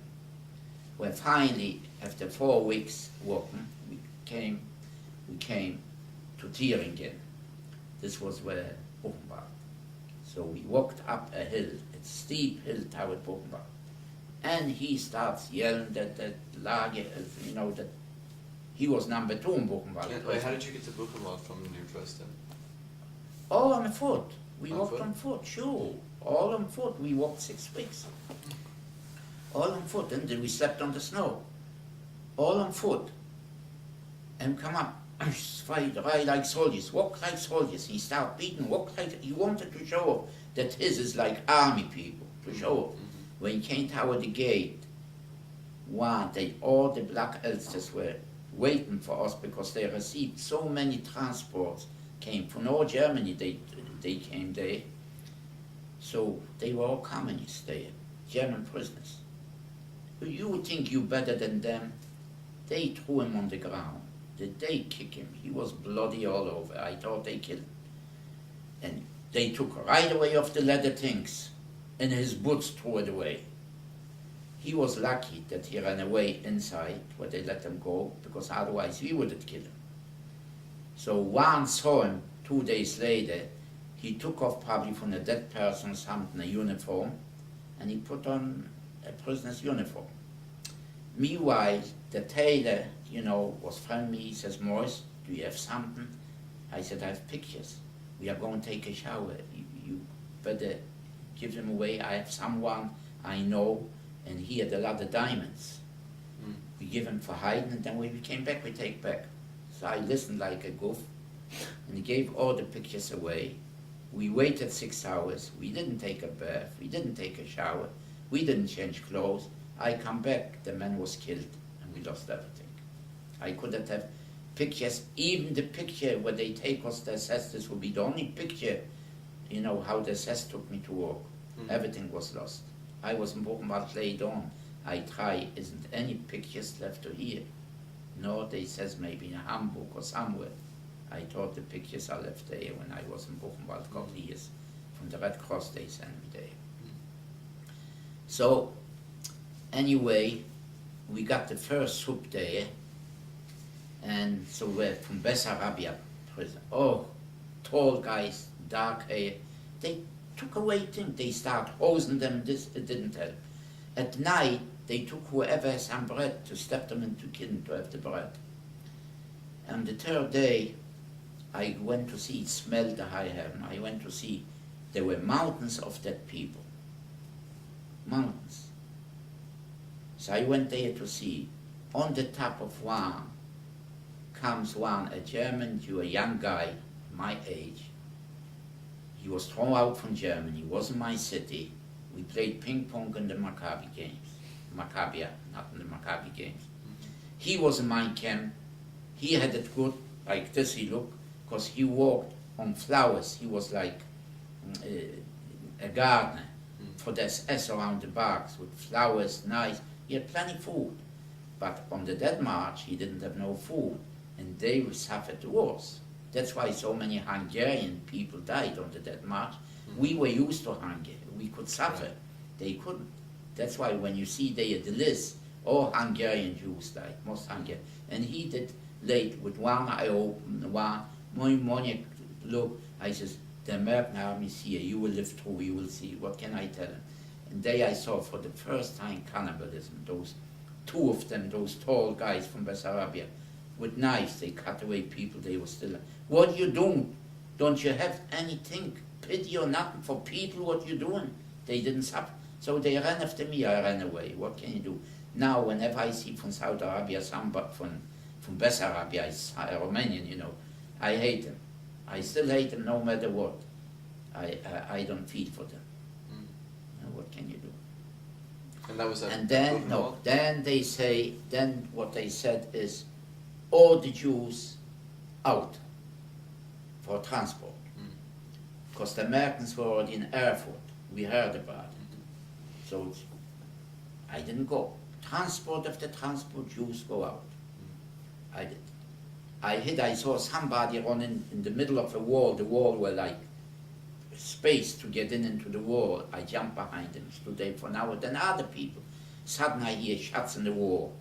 Some German must have noticed. So I managed to jump out, knocked out the window, ran to the bark, and ran out quick to the transport. They were in line.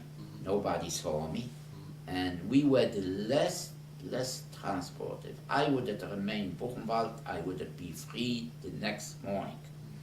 Instead, I was suffering another 3 weeks. They took us there on a train to the train station In Weimar? here in Weimar, which was, people got bloody because they didn't have shoes.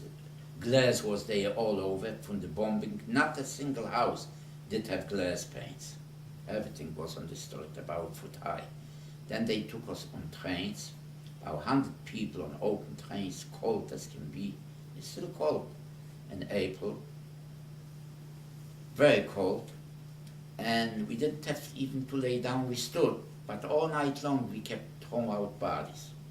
And then we got to the place, so we took bodies and we lay them down for pillows and we slept on them for pillows. No food, for 7 days, not even water. We came to Gera, a station, a city. Gera? Yeah.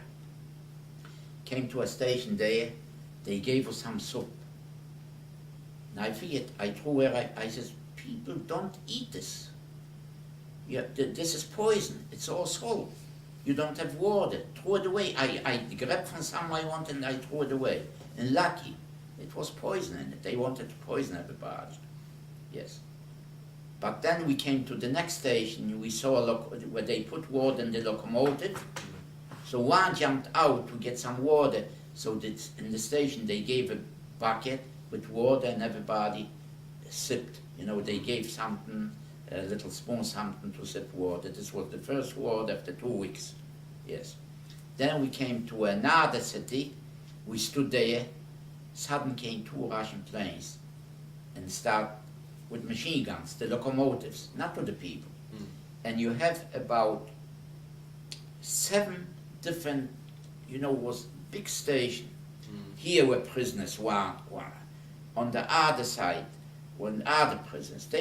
Toward the end were German soldiers, and they started to shoot, but they didn't from the train. Suddenly one got wounded on our thing. So we jumped down the train when we saw, and we wanted to escape. They managed to get everybody almost. While we were there, we couldn't go. Comes over, a little guy was only 12 years old, from my city, a neighbor, Jewish guy, postman here. He said, come over, du in Jewish. I should go to him. They is all Poles, they don't know I'm Jewish. You will live there with the Poles, you won't know where you will live through. I said, my luck is here the way I said, go, come with me, stay with me. No, I'm with the Poles. Later on I found out that the Germans killed all the Poles, and him too, because I met his sister. He was also in Greenberg, where I was his sister, postman here. Well, and where was the station that you're talking about? Right The station, I can't recall. If I take the map, I might know. I might know where the station. But it was near Dresden. Saxony Because or something. because then Dresden we walked already. We couldn't go. All the locomotives were damaged, so we had. But then I found out just this week. I called somebody to wish a Happy New Year. That was in this camp in Greenberg and Kitzelstreden. He was sentenced to death because he had a black round circle sore on his back to be killed. But then we started to evacuate. So the same guy, the Lagerelders that they killed in this, said, take this off, or you're going to get shot from the assessment. He tore it off. Otherwise he wouldn't be alive. So I talked to him, so he tells me, I was with the less transport. I was on that thing when they shut up the train. He says, why was it? I didn't know he was insane. But you went on foot, and they managed to take us part of it, Jewish people. There was one wagon on the train that went, and we went to Theresian by train.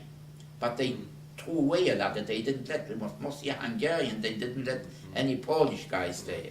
Yes. So we were there, and he told me that, and I didn't know. All that I know, he was on the same transport.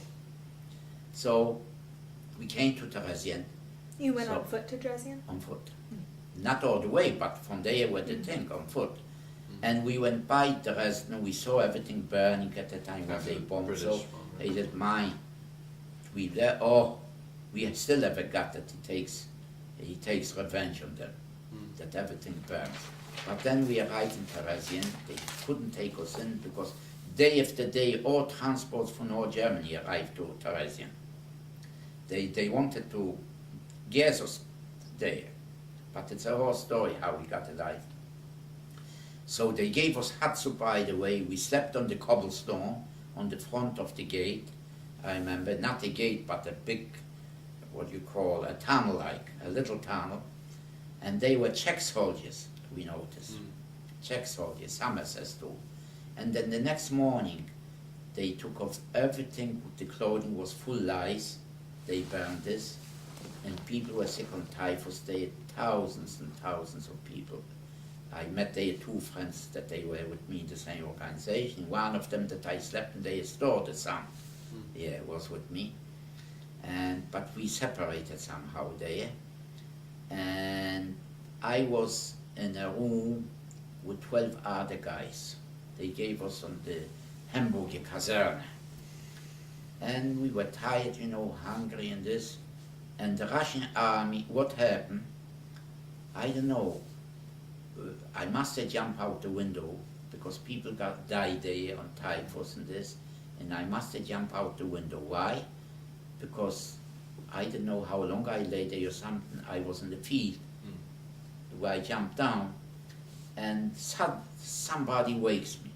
It was a Russian soldier with a Czech partisan.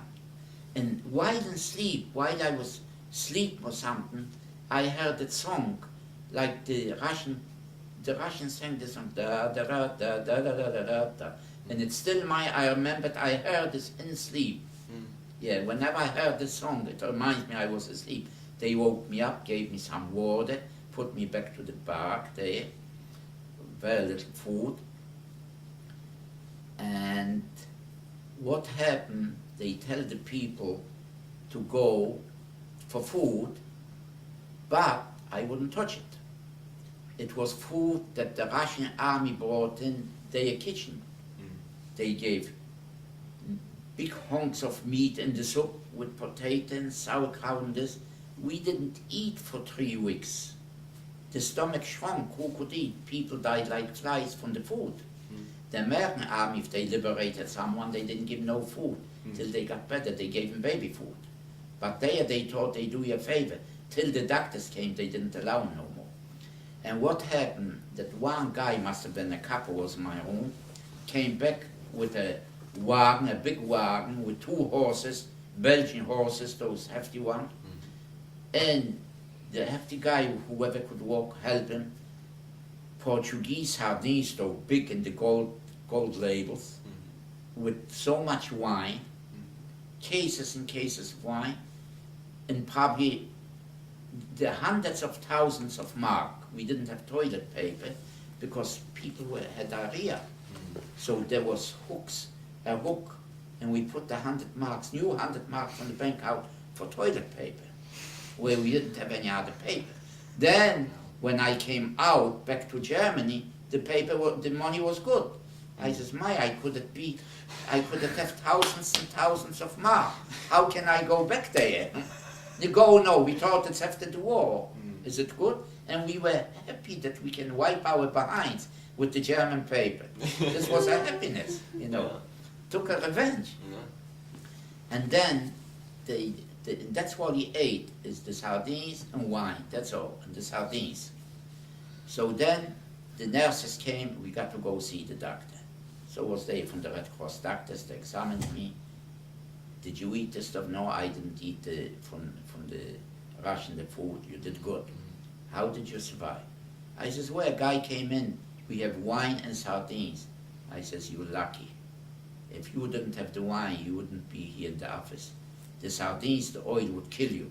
But the wine that saved your life. He says, don't do this more. And then they gave me food. I ate only, very little, not much. I know one black else's, his stomach got ripped open. He couldn't take the pain. It was all shrank. 3 weeks no food. It shrank everything. You couldn't go to the toilet for 2 months. He couldn't go there. He died. He couldn't go to the toilet. Everything got shrunk in. He was a black eldest, yeah. Nice guy. Yeah. So I was careful. And then suddenly, after being there 2 weeks, somebody's looking for me. Who's looking for me? Was my sister's husband. He heard on the radio that I'm alive. In Europe, right after the war, from 10 o'clock till 1 in the morning, they gave names from each camp who was alive, And he was in Budapest, and he heard my name, so he was a correspondent at that time. He had the papers. He took his son's papers also, because he knew they won't let me go. They knew it's epidemic on typhus. They won't let me out. So I was his son and showed him the papers, and he took me out from there. So we walked toward Leitmeritz because there was no train. Leitmeritz was the train going to Prague. So it was no train going away from there to Prague. So we went to the restaurant there, tablecloths, white tablecloths with hardware, and I started crying. I burst out crying. I said, what is it? I said, am I a person again? White tablecloths, I didn't have this for 5 years, with real forks and knives, not to eat like a pig, and with napkins and everything. And to bed, we lay down in the hotel there, white linens and everything. I cried all night long. I couldn't help it. It came to me that I'm a person again. We will talk much more about after the war next time. Okay. But if I can actually ask you, before we get too far on that path, what happened to your parents? They got gassed. When they took him, they gassed all the people. They gassed about 12,000 people at that time, from Benjamin, Sosnovitz, my parents. Also, yeah. Where? This is the train in Auschwitz. Yeah. And what year was that? This was 42. I found the records on the train number and everything, that they were gassed on August 17, 1942. So when was the last time you saw your parents? 1942, when they took them away. This was the last time. When it was, Yeah. And when you left your parents, did you think you were going to see them again? Who would think that not? But then, when one from the baker, the son came, he told me that they burned them and everything. So he says, nobody's alive. He says, your brothers are alive. He saw them there. But he died. I told him he couldn't walk. When he saw a little stump cigarettes, a piece, and he jumped. I said, you are going to get killed. You are going to get hit. And if you hit, you wounded. It's no rescue for you. No, he didn't listen. For stump cigarettes, he died on the dead march. Most of them died. And how many survived? Not too many from our transport. And so how long were you at Buchenwald? Buchenwald only about 3 weeks or so. Not quite 3 weeks.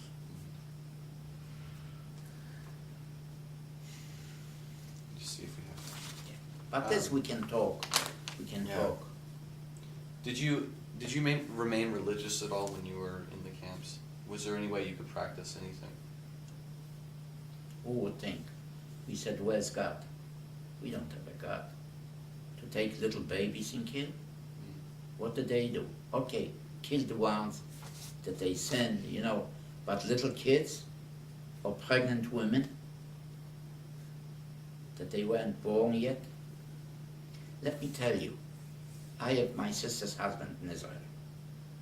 He was so religious before the war. His father was a rabbi. They were two brothers. How do I know in the Holocaust Museum where I work? is one girl from Sosnowitz, and she tells me, her Zadie lived in the same way they lived. All the time he walked with the lange pious, with the head, the Jews, with the long gibitze, you know what it is, with the girdle. But when she walked up, he looked behind her. But what happened, he was in the Polish army. And he was taken prisoner by the Russians. And he was sent away. But then it came when Anders' army, when they told him if they fight with the Russians, they can be free. But they have to take up arms. And he volunteered to fight the Germans, but he fought with the Communist Party, Dorsheshkova, not Anders. And when he came back from the war, never went to a synagogue no more. Even his son's bar mitzvah, he didn't go to a synagogue, just made a party. But his brother on the other way was a Rosh Yeshiva, the head of Yeshiva in New York, religious. When he came to see my sister, when I brought my sister here, he wanted to see the wife of his brother. He wouldn't take a glass water by me, Scotia. He didn't take a glass water by me, even with a cup. But he went to Rabbi Rosenblatt from the Bet Villa, and he slept day and night there by him. He did not touch nothing by me. So that's a difference. So you said that you would ask, where is God at that point? Yeah. Did you, but because you did survive, do you think that God played any kind of role in your survival? I don't think so. But pure luck. Maybe I wanted to survive. I wanted to able to be the story. I think next time we will do all the rest, and then I will show you some good things. So when can we do this? Shall I see the calendar? Yeah. What's the holidays? That's the next time.